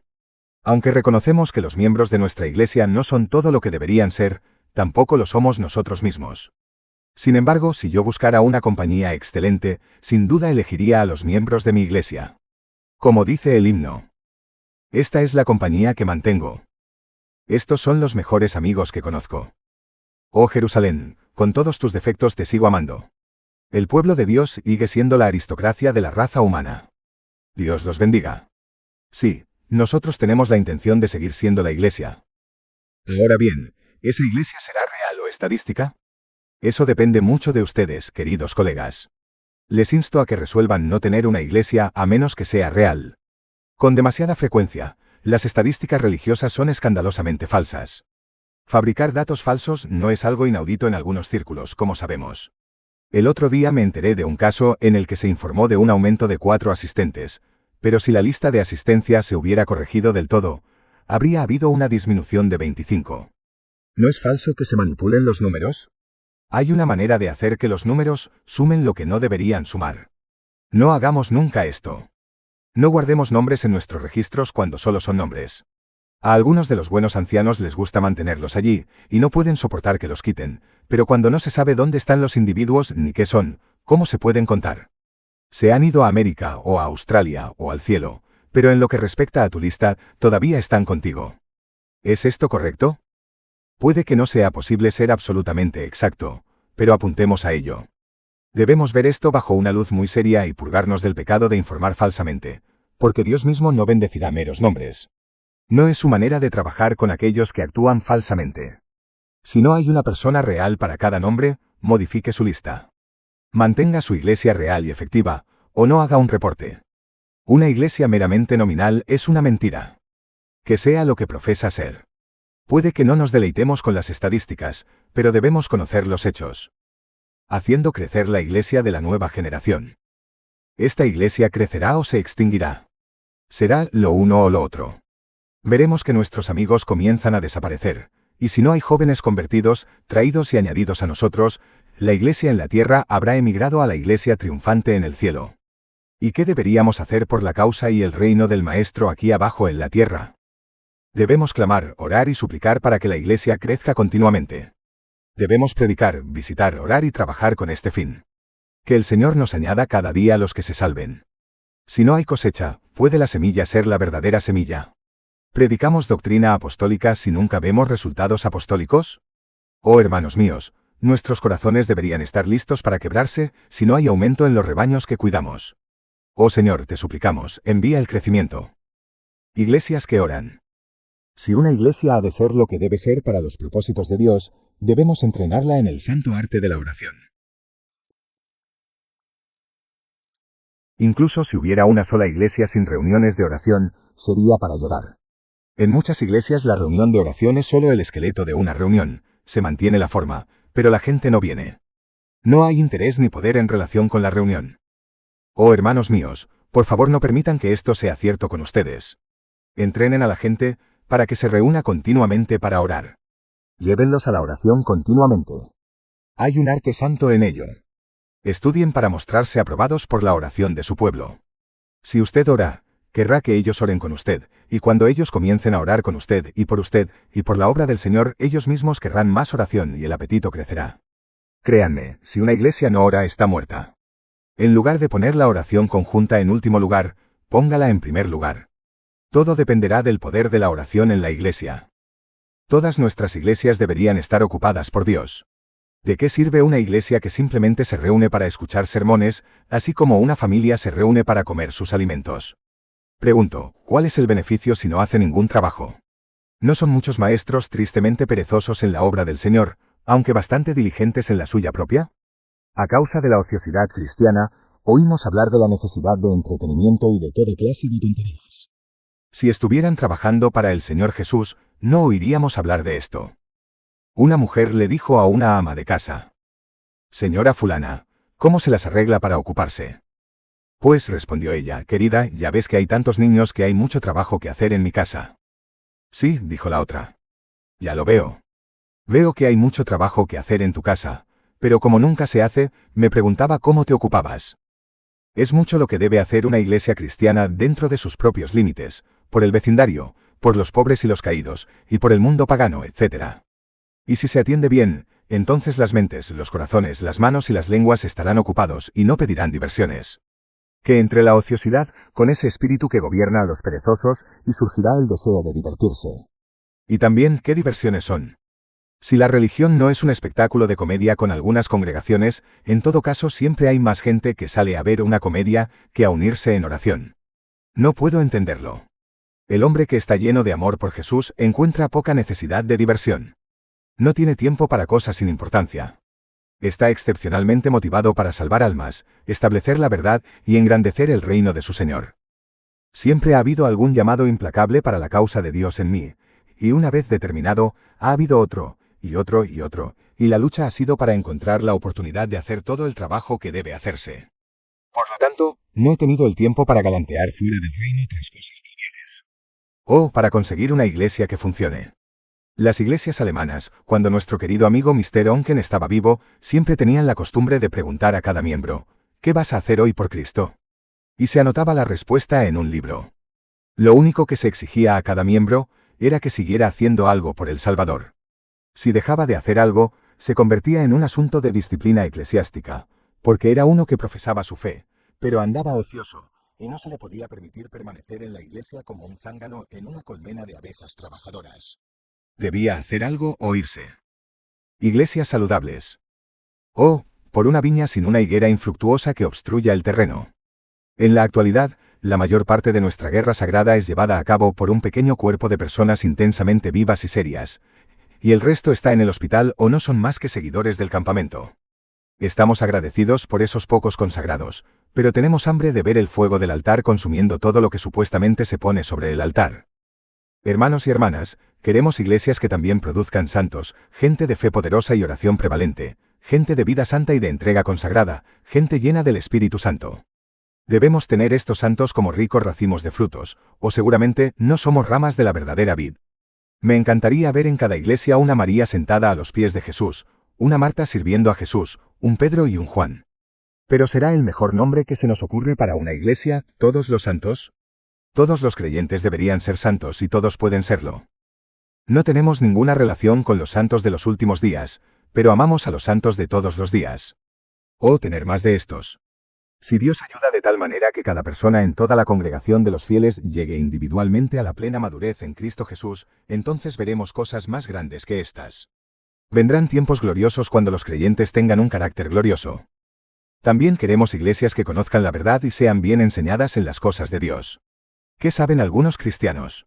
Vienen y oyen, y en la plenitud de su sabiduría, son instruidos, pero qué poco reciben para almacenar y para enseñar a otros. Hermanos, la culpa es en parte nuestra y en parte de ellos mismos. Si enseñáramos mejor, ellos aprenderían mejor. Fíjense en lo poco que saben muchos profesores, no es suficiente para darles el discernimiento entre la verdad viva y el error mortal. Los creyentes de antaño podrían darles capítulo y versículo de lo que creían, pero, qué pocos de este tipo quedan. Nuestros estimados abuelos se sentían cómodos discutiendo los pactos. Me encanta la gente que ama el pacto de gracia, y basa su teología en él.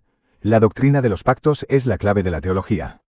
Los temerosos de Dios hablaban a menudo de esto entre ellos. Solían hablar de la vida eterna y de todo lo que de ella se deriva. Tenían un buen argumento para esta creencia y una excelente razón para esa otra doctrina, y tratar de sacudirlos no era en absoluto fácil. Bien podrías haber esperado sacudir los pilares del universo, pues eran firmes y no podían ser sacudidos por cualquier viento de doctrina. Sabían lo que sabían y se aferraban a lo que habían aprendido.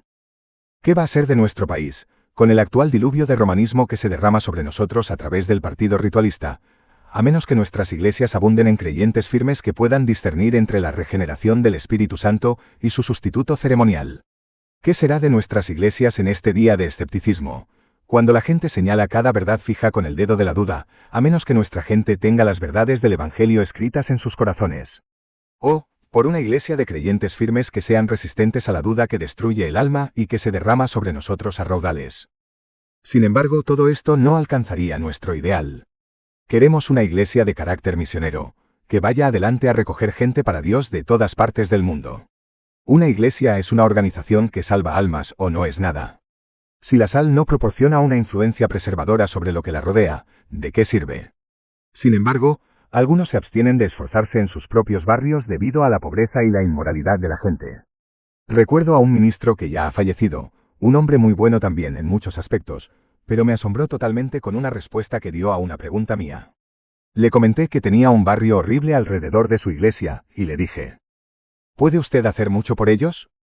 Respondió: no. Casi me alegro de que nos mantengamos alejados de ellos, porque, como ve, si alguno se convirtiera, sería una carga terrible para nosotros. Sabía que era una persona cauta y prudente, pero esto me sorprendió, y quise una explicación. Bueno, dijo, tendríamos que mantenerlos, son en su mayoría ladrones y prostitutas, y si se convirtieran no tendrían medios para ganarse la vida, y nosotros somos un pueblo pobre y no podríamos mantenerlos. Era un hombre devoto, y a cualquier persona le beneficiaría tener una conversación con él. Sin embargo, así era como había llegado a ver el caso poco a poco.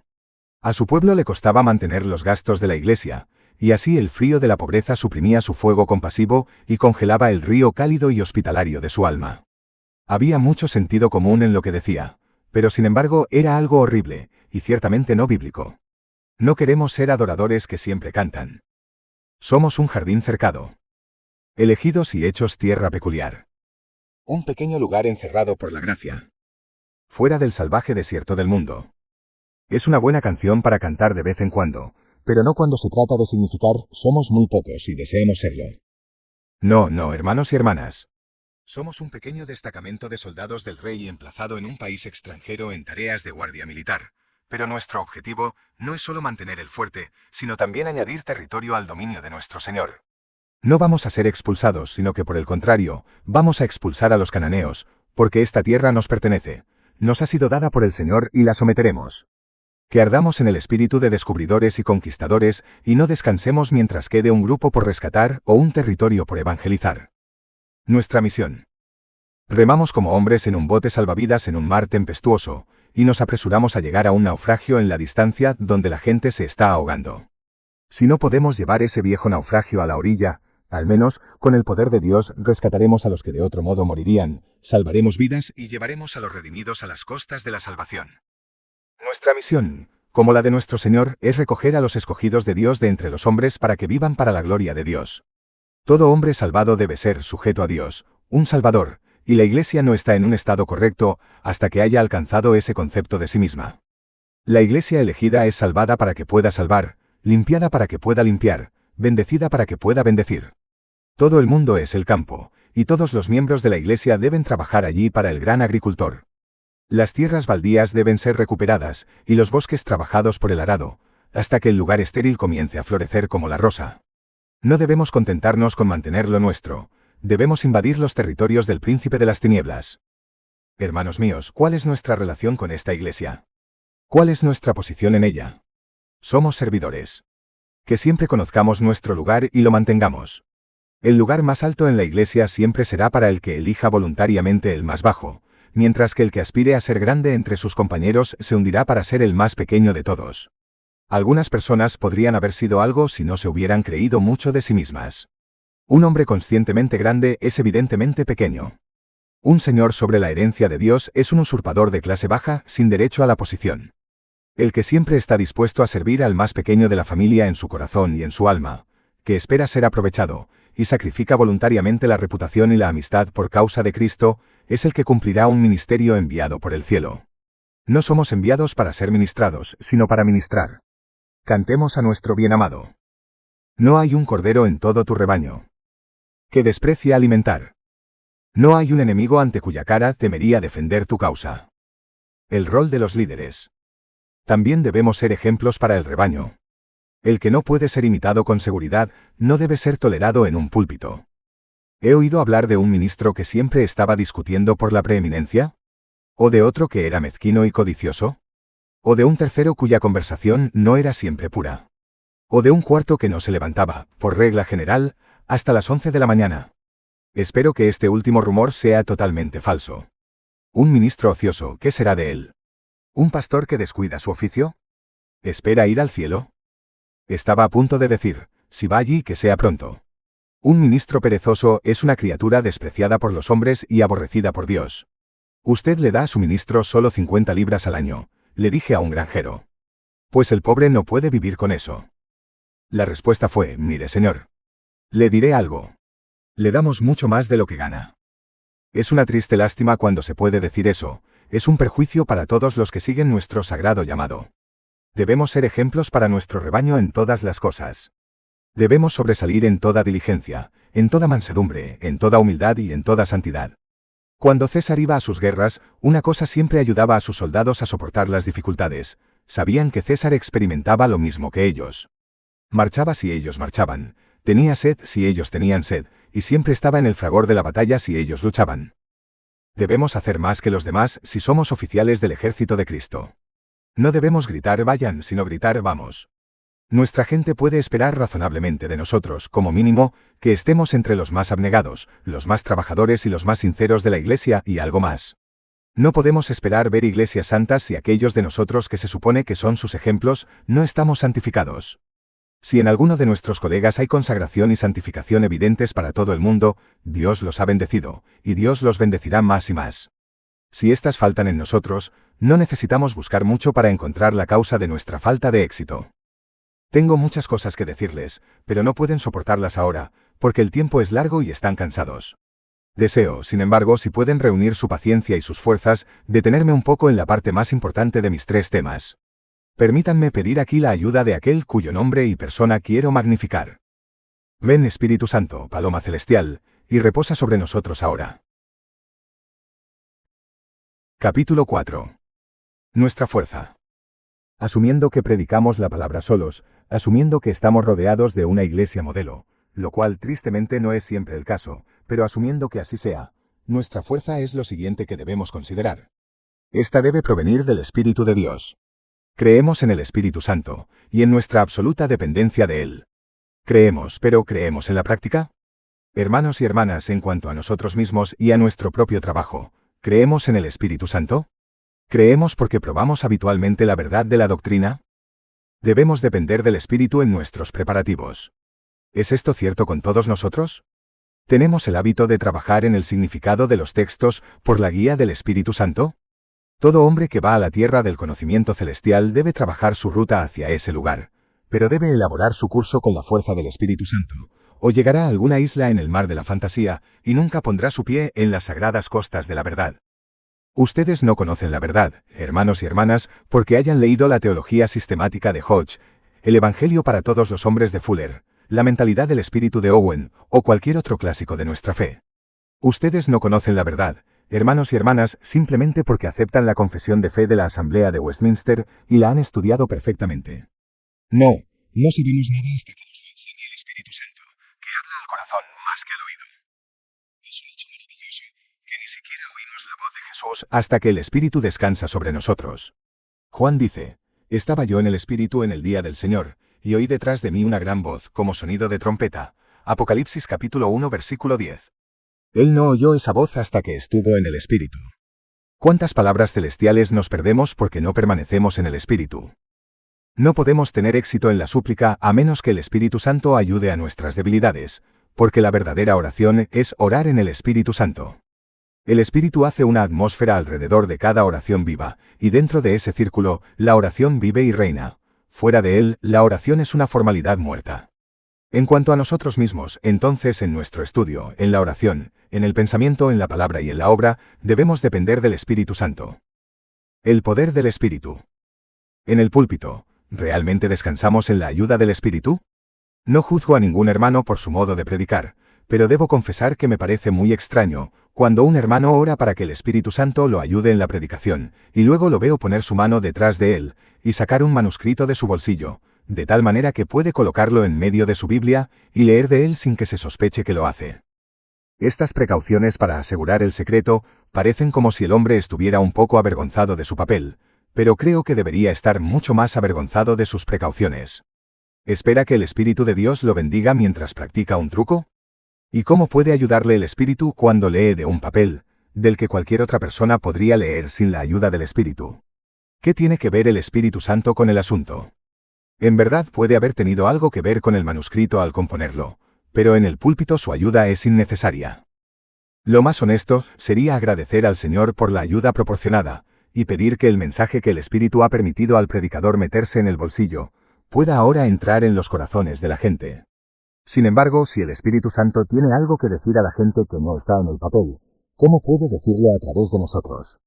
Me parece que ese método de ministerio bloquea efectivamente la frescura del discurso. Sin embargo, no me corresponde juzgar, aunque puedo pedir tranquilamente libertad para profetizar, y pedir que dejemos espacio para que el Señor nos dé palabras que decir en el momento en que nos levantemos a hablar. Además, debemos depender del Espíritu de Dios cuando se trata de nuestros resultados. Ninguna persona entre nosotros piensa realmente que puede regenerar un alma. No somos tan tontos como para pretender el poder de cambiar un corazón de piedra. No podemos atrevernos a presumir tan lejos, y sin embargo podemos llegar a pensar que por nuestra experiencia podemos ayudar a las personas a superar las dificultades espirituales. ¿Podemos hacerlo? Podemos tener la esperanza de que nuestro entusiasmo empuje a la iglesia viva ante nosotros y arrastre al mundo muerto tras nosotros. ¿Será así? Tal vez imaginemos que si pudiéramos poner en marcha un avivamiento, podríamos asegurar fácilmente grandes adiciones a la iglesia. ¿Vale la pena iniciar un avivamiento? ¿No son todos los verdaderos avivamientos pedidos y traídos por el Espíritu? Podemos persuadirnos de que los tambores y las trompetas y los gritos harán mucho. Pero, compañeros, el Señor no está en el viento. Los resultados que valen la pena provienen de ese obrero silencioso pero omnipotente cuyo nombre es el Espíritu Santo de Dios. En Él, y solo en Él, debemos confiar para la conversión de un solo niño de la escuela dominical, y para todo reavivamiento genuino.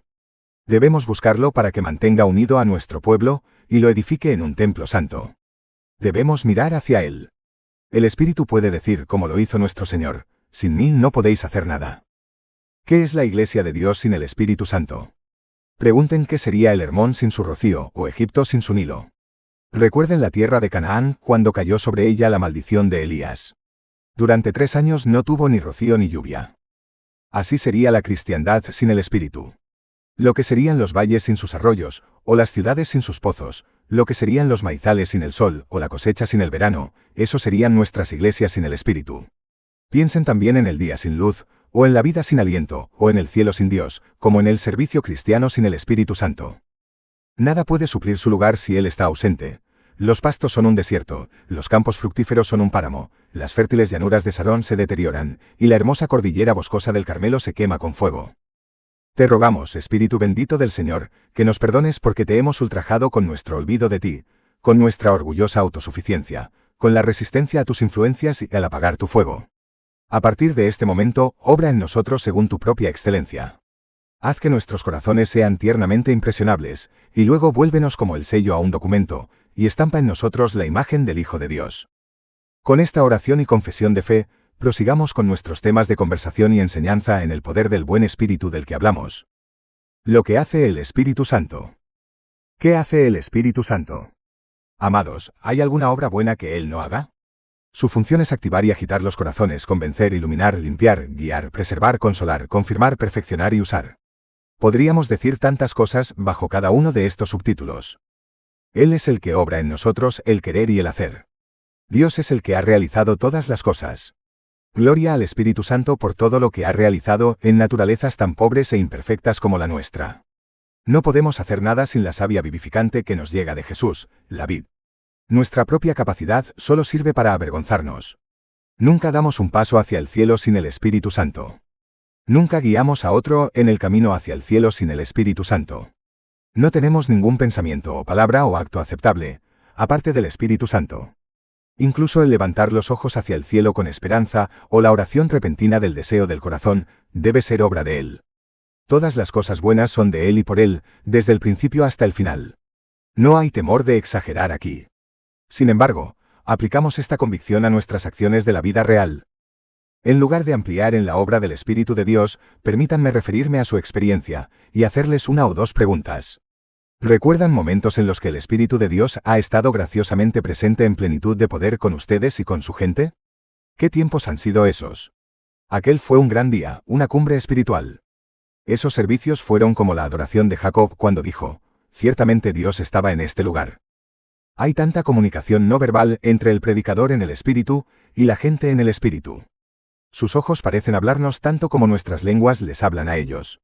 Entonces son personas muy diferentes de lo que son en ocasiones comunes. Incluso hay una belleza en sus rostros mientras estamos glorificando al Señor Jesús y disfrutan al escuchar nuestro testimonio. Nuestro motivo para enseñar. ¿Habéis visto alguna vez a un caballero de la escuela moderna disfrutar de su propia predicación? Nuestros predicadores evangélicos son muy felices al pronunciar lo que nuestros amigos liberales se complacen en llamar sus trivialidades, pero los modernos, en su sabiduría, no sienten esa alegría. Pueden imaginarse a un detractor en el brillo motivacional y emocional que nuestros amigos galeses llaman el HWYL. ¿Con qué agudeza hablan los cínicos de la teoría postexílica? Me recuerdan la expresión de Ruskin: Turner no tenía alegría en su molino. Lo reconozco. No hay nada que disfrutar, y evidentemente están contentos de terminar su tarea de amontonar huesos sin carne. Se paran frente a un comedero vacío y se entretienen masticando el recipiente vacío. Terminan de predicar y se quedan sin vida hasta que llega el lunes con un partido de fútbol, o un musical en la escuela, o una reunión política. Para ellos, la predicación es un trabajo, aunque no le dedican mucho esfuerzo. Los viejos predicadores y algunos de los que ahora viven, pero de los que se dice que están pasados de moda, piensan que el púlpito es un trono o un carro triunfal, y están cerca del cielo cuando el Espíritu les ayuda a predicar con poder. Pobres tontos que somos, predicando nuestro evangelio anticuado. Nos gusta la tarea. Nuestras doctrinas sombrías nos hacen muy felices. Extraño, ¿no es así? El evangelio es evidentemente la médula y la grasa para nosotros, y nuestras creencias, aunque por supuesto son muy absurdas y poco filosóficas, nos hacen felices y nos hacen muy confiados y felices. Puedo decir de algunos de mis hermanos que sus propios ojos parecen brillar y sus almas parecen resplandecer, mientras explican detalles acerca de la gracia gratuita y el amor sacrificial. Es cierto, amigos, que cuando tenemos la presencia de Dios, entonces nosotros y nuestros oyentes nos dejamos llevar por el deleite celestial. Pero eso no es todo. Cuando el Espíritu de Dios está presente, cada santo ama a su compañero, y no hay peleas entre nosotros, a menos que sean peleas sobre quién es el más amoroso. Entonces la oración lucha y gana, y el ministerio siembra buena semilla y cosecha grandes gavillas. Entonces las conversiones son abundantes, las restauraciones son abundantes y los avances en la gracia se ven por todos lados. ¡Aleluya! Con el Espíritu de Dios todo va bien. La vida en nuestro mensaje. ¿Pero conocen la condición contraria? Espero que no. Es la muerte en vida. Confío en que nunca en los experimentos científicos hayan sido ustedes lo suficientemente crueles como para poner un ratón en una bomba de vacío, dejando salir gradualmente el aire hasta que no quedara más que vacío. He leído sobre el experimento fatal. Oh, el pobre ratón. A medida que el aire se hace más y más delgado, sufre enormemente, y cuando todo se acaba, allí yace, muerto. ¿Nunca han estado en un vacío espiritual? Espero que solo hayan estado allí el tiempo suficiente para percibir que cuanto antes escapen, mejor. Alguien me dijo el otro día, bien, en cuanto al sermón que escuché del teólogo de pensamiento moderno, no hubo gran daño en él, pues en esta ocasión se mantuvo alejado de la falsa doctrina. Pero todo el asunto fue tan intensamente frío. Me sentí como un hombre que ha caído por una grieta en un glaciar, y me sentí encerrado como si no pudiera respirar el aire del cielo.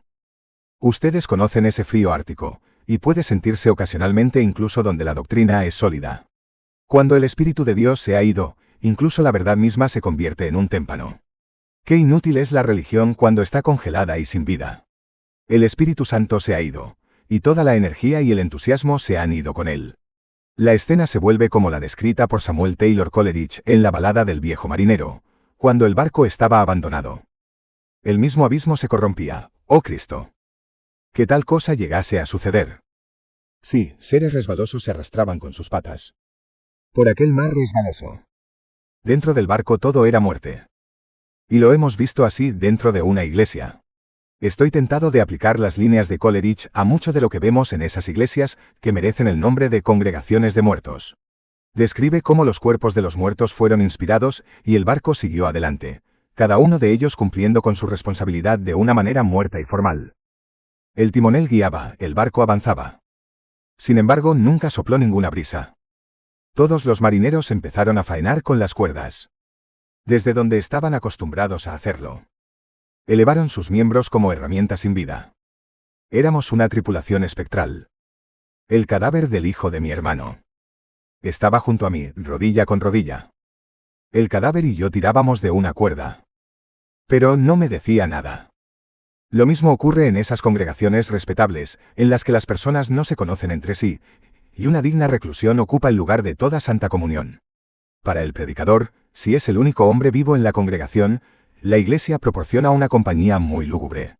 Sus sermones caen en oídos que no los escuchan bien. Era de noche, noche calmada, la luna estaba alta. Y todos los muertos juntos seguían. Todos seguían juntos en la cubierta. Y mejor hubieran estado en un calabozo sepulcral. Y todos me clavaban con sus ojos de piedra. Que a la luna brillaban. Sí, la luz de la luna del predicador fría y sin alegría cae sobre los rostros que son como ella. El sermón impresiona sus mentes carentes de emoción y fija sus ojos pétreos, como Coleridge dijo en su poema, pero los corazones, bueno, los corazones no están de moda en esas regiones. Los corazones son para el reino de la vida, pero sin el Espíritu Santo, ¿qué saben las congregaciones de la verdadera vida? Si el Espíritu Santo se ha ido, reina la muerte y la iglesia es una tumba. Por lo tanto, debemos rogarle que permanezca con nosotros, y no debemos descansar hasta que lo haga. Oh amigos, por favor, no permitamos que yo les hable de esto, y luego dejemos que el asunto se olvide. En cambio, busquemos cada uno con el corazón y el alma tener el poder del Espíritu Santo morando en nosotros. ¿Hemos recibido el Espíritu Santo? ¿Está Él con nosotros ahora? Si lo está, ¿cómo podemos asegurar su presencia en el futuro? ¿Cómo podríamos obligarle a permanecer con nosotros? La presencia del Espíritu Santo. Yo diría, en primer lugar, que lo tratemos como debe ser tratado. Adorémoslo como el Señor Dios, que es digno de adoración divina. Nunca llamen al Espíritu Santo eso, ni hablen de Él como si fuera una doctrina o una influencia o un mito ortodoxo. Hablemos de Él con toda reverencia, amémoslo y confiemos en Él, con una confianza familiar pero reverente. Él es Dios, deja que Él sea Dios para ti. Procura actuar de acuerdo con su obra. El marinero de Oriente no puede crear los vientos a su voluntad, pero sabe cuándo soplan los alisios y aprovecha la estación para acelerar su barco. Hazte a la mar en santa iniciativa cuando el viento celestial te acompañe. Aprovecha la marea sagrada en su crecida. Aumenta tus reuniones cuando sientas que el Espíritu de Dios las bendice. Predica la verdad con más ahínco que nunca, cuando el Señor está abriendo los oídos y los corazones para aceptarla. Pronto sabrás cuando hay unción como rocío a tu alrededor. Valora esta graciosa visitación. El agricultor dice, haz heno mientras brilla el sol. No puedes hacer que el sol brille, eso está fuera de tu poder, pero puedes usar el sol mientras brilla. Y cuando oigas el sonido de marcha en las copas de las balsameras, entonces actuarás rápidamente. 2 Samuel capítulo 5 versículo 24. Sé trabajador a tiempo y fuera de tiempo, pero en época de crecimiento trabaja el doble. Siempre, al comenzar, al continuar y al terminar cualquier obra buena, depende conscientemente y en verdad del Espíritu Santo. Él debe incluso darte un sentido de tu necesidad de Él, y las oraciones en las que le pides que venga, deben venir de Él. Estás comprometido en una obra tan espiritual, tan por encima de todo poder humano, que olvidar al Espíritu es asegurar la derrota. Haz que el Espíritu Santo sea la condición sine qua non, la parte esencial de tus esfuerzos, y llega a decirle, si tu presencia no va con nosotros, no nos muevas de este lugar. Descansa solo en Él y resérvale toda la gloria. Tenlo especialmente en cuenta, pues este es un punto crucial con Él, no dará su gloria a otro. Recuerda alabar al Espíritu de Dios desde lo más profundo de su corazón, y agradece que Él se rebaje lo suficiente como para obrar a través de ti. Complácelo glorificando a Cristo. Dale reverencia rindiéndote a sus impulsos y odiando todo lo que le aflige. La consagración de todo tu ser será el mejor salmo para su alabanza. Un llamado a la santidad. Hay algunas cosas más que quiero que sepan y luego habré terminado. Recuerden que el Espíritu Santo tiene sus maneras y métodos, y hay algunas cosas que Él no hará. Deben saber que Él no hace ninguna promesa de bendecir compromisos. Si hacemos un acuerdo con el error o el pecado, lo hacemos a nuestro propio riesgo. Si hacemos algo que no tenemos claro, si manipulamos la verdad o la santidad, si somos amigos del mundo, si hacemos provisiones para la naturaleza humana, si predicamos a medias y colaboramos con los que tienen creencias equivocadas, no tenemos ninguna promesa de que el Espíritu Santo nos acompañará. La gran promesa va por otro lado. Por tanto, salid de en medio de ellos y apartaos, dice el Señor, y no toquéis lo inmundo, y yo os recibiré. Y yo seré para vosotros padre, y vosotros seréis para mí hijos e hijas, dice el Señor Todopoderoso. 2 Corintios capítulo 6 versículos 17 a 18. Este pasaje es el único lugar en el Nuevo Testamento, con la excepción del libro de Apocalipsis, donde se llama a Dios por el nombre de Señor Todopoderoso. Si quieren saber qué grandes cosas puede hacer Dios como Señor Todopoderoso, sepárense del mundo y de los que desertan de la verdad. El título de Señor Todopoderoso está evidentemente citado del Antiguo Testamento. Él es el Sadai, Dios Todopoderoso, el de muchos pechos. Nunca conoceremos el máximo poder de Dios para suplir todas nuestras necesidades hasta que hayamos cortado nuestra conexión de una vez por todas con todo lo que no se alinea con su pensamiento. Evita la apariencia de maldad. Fue Abraham quien le dijo al rey de Sodoma, ¿no te quitaré un buen vestido babilónico y 200 siclos de plata y una cuña de oro de 50 siclos de peso? No. Abraham dijo, he jurado al Señor, Dios Altísimo, Creador del cielo y de la tierra, que no tomaré ni un hilo ni una correa de zapato, ni ninguna cosa tuya, para que no digas, yo enriquecí a Abraham. Génesis capítulo 14 versículos 22 a 23. Ese fue un corte directo, un rechazo a mirar siquiera la opción del mal. El hombre de Dios no tendrá nada que ver con Sodoma o con la falsa doctrina. Si ven algo que es malo, apliquen el corte directo. No tengan nada que ver con aquellos que no tienen nada que ver con la verdad. Entonces estarán preparados para recibir la promesa, y no hasta entonces. Queridos amigos, recuerden que donde hay gran amor, seguro que hay grandes celos. Fuerte como la muerte es el amor. ¿Y qué sigue? Inexorables como el Seol, los celos tan crueles como la tumba. Cantar de los Cantares capítulo 8 versículo 6. Dios es amor. 1 Juan capítulo 4 versículo 8, y precisamente por esa razón el Señor tu Dios, que está en medio de ti, es Dios celoso. Deuteronomio capítulo 6 versículo 15. Manténganse alejados de todo lo que los hace impuros o que pueda contrariar al Espíritu Santo. Porque si Él está disgustado con nosotros, pronto seremos avergonzados ante el enemigo. Valientes guerreros de la fe. A continuación, observen que el Espíritu Santo no hace ninguna promesa a la cobardía. Si permiten que el miedo al hombre les gobierne y desean salvarse del sufrimiento o del ridículo, encontrarán poco consuelo en la promesa de Dios. El que quiera salvar su vida, la perderá. Mateo capítulo 16 versículo 25. Las promesas del Espíritu Santo para nosotros en nuestra guerra son para aquellos que son valientes y fuertes, y por la fe se hacen valientes en el momento de la batalla. Ojalá llegáramos al punto de despreciar por completo el ridículo y la calumnia. Si pudiéramos tener el sentido de compromiso del mártir italiano del que habla John Foxe en su libro de los mártires.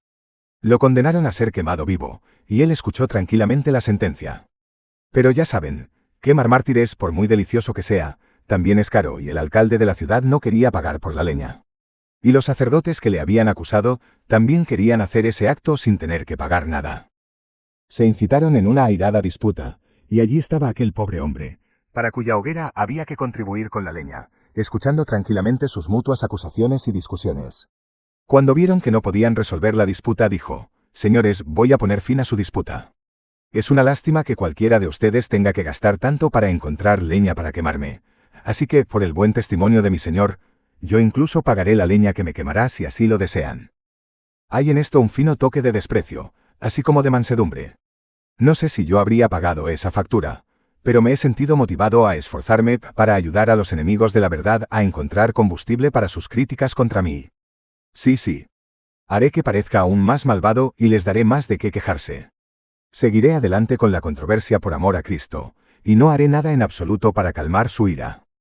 Amigos, si se ponen a ceder un poco, si tratan de salvar un poco su reputación con la gente que abandona la verdad, no les irá bien. El que se avergüenza de Cristo y de su palabra en esta generación malvada, encontrará que Cristo se avergüenza de él en el juicio. El Espíritu es la verdad. Seré muy breve en estos puntos. Recuerden a continuación que el Espíritu Santo nunca aprobará la falsedad. Jamás. Si lo que predican no es la verdad, Dios no lo aprobará. Asegúrense de esto.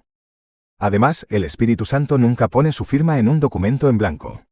Eso sería imprudente por parte del hombre, y el Santo Señor no cometerá tal acto insensato. Si no hablamos de una doctrina clara con un discurso verdadero, el Espíritu Santo no pondrá su firma en nuestros balbuceos vacíos. Si no hablamos claramente sobre Cristo y su muerte y su resurrección, podemos despedirnos del verdadero éxito. Luego recuerden que el Espíritu Santo nunca aprobará el pecado, y bendecir el ministerio de algunos hombres sería condonar sus malos caminos. Purificaos, vosotros que lleváis las vasijas del Señor. Isaías capítulo 52 versículo 11. Que su carácter coincida con su enseñanza, y que sus iglesias sean purificadas de malhechores abiertos, en caso de que el Espíritu Santo rechace su enseñanza, no por ella misma, sino por el desagradable sabor de la vida impía que la deshonra. Recuerden de nuevo que Él nunca alentará la ociosidad. El Espíritu Santo no vendrá a rescatarnos de las consecuencias de la negligencia voluntaria de la palabra de Dios y de la falta de estudio.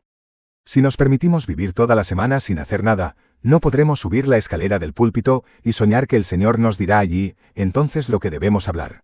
Si se prometiera ayuda a este tipo de personas, entonces cuanto más perezoso sea el hombre, mejor será el sermón. Si el Espíritu Santo trabajara solo por medio de oradores improvisados, cuanto menos leyéramos nuestras Biblias y menos las meditáramos, sería mejor. Si fuera incorrecto citar de los libros, no se habría ordenado la atención a la lectura. Todo esto es evidentemente absurdo, y ninguno de ustedes creerá en semejante engaño. Estamos obligados a dedicar mucho tiempo a la meditación, y a entregarnos por completo a la palabra de Dios y a la oración, y cuando hayamos prestado atención a estas cosas, podemos buscar la aprobación y la cooperación del Espíritu. Debemos preparar el sermón como si todo dependiera de nosotros, y luego debemos confiar en el Espíritu de Dios, sabiendo que todo depende de Él. El Espíritu Santo no envía a nadie a la mies a dormir entre los pajares, sino a soportar el trabajo y el calor del día. Debemos orar para pedir a Dios que envíe más obreros a la viña, porque el Espíritu estará con la fuerza de los obreros, pero no será amigo de los holgazanes. Ser humildes. Les recuerdo que el Espíritu Santo no nos bendecirá para sostener nuestro orgullo. será posible que deseemos una gran bendición para que otros nos consideren grandes. Esto obstaculizará nuestro éxito. Cuando la cuerda del arco del cazador no está bien tensada, la flecha saldrá torcida. ¿Qué hace Dios con los hombres que son orgullosos? ¿Los exalta? Yo creo que no. Herodes pronunció un discurso elocuente y se puso un deslumbrante manto de plata que brillaba al sol, y cuando el pueblo vio sus ropas y escuchó su encantadora voz, gritó: «Es la voz de un dios y no de un hombre». Pero el Señor lo abatió, y los gusanos se lo comieron, en Hechos capítulo 12 versículo 23. Los gusanos tienen un derecho estricto a reclamar la carne orgullosa, y cuando nos hacemos muy poderosos y muy grandes, los gusanos esperan hacer una comida de nosotros. Delante de la destrucción va el orgullo, y delante de la caída la altivez de espíritu. Proverbios capítulo 16 versículo 18. Mantén la humildad si quieres tener el Espíritu de Dios contigo. El Espíritu Santo no se complace en la discusión inflada de los orgullosos. ¿Cómo podría hacerlo? ¿Acaso pretendes que Él apoye una charla vacía? Debes andar humildemente con tu Dios. Miqueas capítulo 6 versículo 8, oh predicador. Porque no puedes caminar con Él de otra manera. Y si no caminas con Él, tu caminar será inútil. Vive en paz. Consideremos de nuevo que el Espíritu Santo no morará donde haya conflicto. Busquemos la paz con todos los hombres y especialmente mantengamos la paz en nuestras iglesias. Algunos de ustedes aún no han sido bendecidos con este favor, y puede que no sea su culpa. Habéis heredado viejas rencillas. En muchas comunidades pequeñas, todos los miembros de la congregación son primos entre sí, y los parientes suelen ponerse de acuerdo para estar en desacuerdo. Cuando los primos engañan a sus primos, se siembran las semillas de la mala voluntad, y estas malas hierbas invaden incluso la vida de la iglesia. El dominio de su predecesor en el pasado puede haber producido una buena cantidad de peleas que durarán muchos años. Si fue un hombre de guerra desde su juventud, incluso cuando se ha ido, los espíritus que llamó desde las profundidades siguen rondando el lugar. Me temo que no pueden esperar muchas bendiciones, porque la Santa Paloma no habita en aguas turbulentas, elige venir donde persevera el amor fraternal. Por las grandes doctrinas y los asuntos de la santa disciplina, podemos arriesgar la paz misma, pero por nosotros mismos o por nuestros camaradas, espero que tal conducta esté lejos de nosotros. Un propósito claro. Por último, recuerden que el Espíritu Santo solo bendecirá de acuerdo con su propio propósito establecido. Nuestro Señor explica cuál es ese propósito. Él me glorificará. Él se ha adelantado para este gran final, y no tolerará nada que no lo cumpla. Si entonces no predicamos a Cristo, ¿qué va a hacer el Espíritu Santo con nuestra predicación? Si no hacemos que el Señor Jesús sea glorioso, si no lo elevamos en la opinión de la gente, si no nos esforzamos por hacerlo Rey de Reyes y Señor de Señores, no tendremos al Espíritu Santo con nosotros. La retórica, la música, la arquitectura, la energía y el estatus social no tendrán sentido si nuestro único propósito no es magnificar al Señor Jesús, y estaremos trabajando solos y para nada. Conclusión. Esto es todo lo que tengo que decirles en este momento. Pero, mis queridos amigos, es un gran todo, si primero consideran lo que tengo que decir y luego lo llevan a cabo. Que tenga un efecto práctico en nosotros. Lo tendrá, si el gran obrero lo utiliza y no de otra manera. Salgan, oh soldados de Jesucristo, con la espada del Espíritu, que es la palabra de Dios. Efesios capítulo 6 versículo 17. Salgan con los ejércitos de los piadosos a los que dirigen, y que cada persona sea fuerte en el Señor y en el poder de su fuerza. Como personas que volvieron a la vida desde la muerte, salgan con el poder avivador del Espíritu Santo, porque no tienen otra fuerza. Que la bendición del Dios Trino descanse sobre todos ustedes, por amor al Señor. Amén. Charles H. Spurgeon, una breve biografía. Charles Haddon Spurgeon nació el 19 de junio de 1834 en Kelvedon, Essex, Inglaterra. Era uno de los 17 hijos de su familia, 9 de los cuales murieron en la infancia. Su padre y su abuelo eran ministros no conformistas en Inglaterra. Debido a las dificultades económicas, Charles, de 18 meses, fue enviado a vivir con su abuelo, quien ayudó a enseñarle los caminos de Dios. Más tarde, Charles recordaba haber visto las imágenes de El progreso del peregrino y del libro de los mártires de Foxe cuando era pequeño. Charles no tuvo una gran educación formal y nunca fue a la universidad. Sin embargo, leyó mucho a lo largo de su vida, especialmente libros de autores puritanos. Incluso con padres y abuelos piadosos, el joven Charles se resistió a entregarse a Dios. No fue hasta los 15 años que nació de nuevo. Se dirigía a su iglesia habitual, pero cuando una fuerte tormenta de nieve le impidió llegar, se dirigió a una pequeña capilla metodista primitiva. Aunque solo había unas 15 personas, el predicador habló de Isaías capítulo 45 versículo 22. volveos a mí y sed salvos, todos los términos de la tierra. Los ojos de Charles Spurgeon fueron abiertos y el Señor convirtió su alma. Comenzó a asistir a una iglesia bautista y a enseñar en la escuela dominical. Pronto predicó su primer sermón y, a los 16 años, se convirtió en el pastor de una pequeña iglesia bautista en Cambridge. La iglesia pronto llegó a tener más de 400 personas, y Charles Spurgeon, a la edad de 19 años, pasó a ser el pastor de la iglesia de New Park Street en Londres. La iglesia pasó de tener unos cientos de asistentes a unos miles. Construyeron una adición a la iglesia, pero todavía necesitaban más espacio para acomodar a la congregación. En 1861 se construyó en Londres el Tabernáculo Metropolitano, con capacidad para más de 5.000 personas. El pastor Spurgeon predicaba el sencillo mensaje de la cruz, y así atrajo a muchas personas que querían escuchar la palabra de Dios predicada con el poder del Espíritu Santo. El 9 de enero de 1856, Charles se casó con Susanna Thompson. Tuvieron 2 hijos gemelos, Charles y Thomas. Charles y Susanna se amaron profundamente, incluso en medio de las dificultades y problemas que enfrentaron en la vida, incluyendo problemas de salud. Se ayudaban espiritualmente y a menudo leían juntos los escritos de Jonathan Edwards, Richard Baxter y otros escritores puritanos. Charles Spurgeon era amigo de todos los cristianos, pero se mantenía firme en las Escrituras, y eso no agradaba a todos los que le escuchaban. Spurgeon creía y predicaba sobre la soberanía de Dios, el cielo y el infierno, el arrepentimiento, el avivamiento, la santidad, la salvación solo por medio de Jesucristo y la infalibilidad y necesidad de la palabra de Dios. Habló contra la mundanalidad y la hipocresía entre los cristianos y contra el catolicismo romano, el ritualismo y el modernismo. Una de las mayores controversias en su vida fue conocida como la controversia de degradación. Charles Spurgeon creía que algunos pastores de su tiempo estaban rebajando la fe al comprometerse con el mundo o con las nuevas ideas de la época.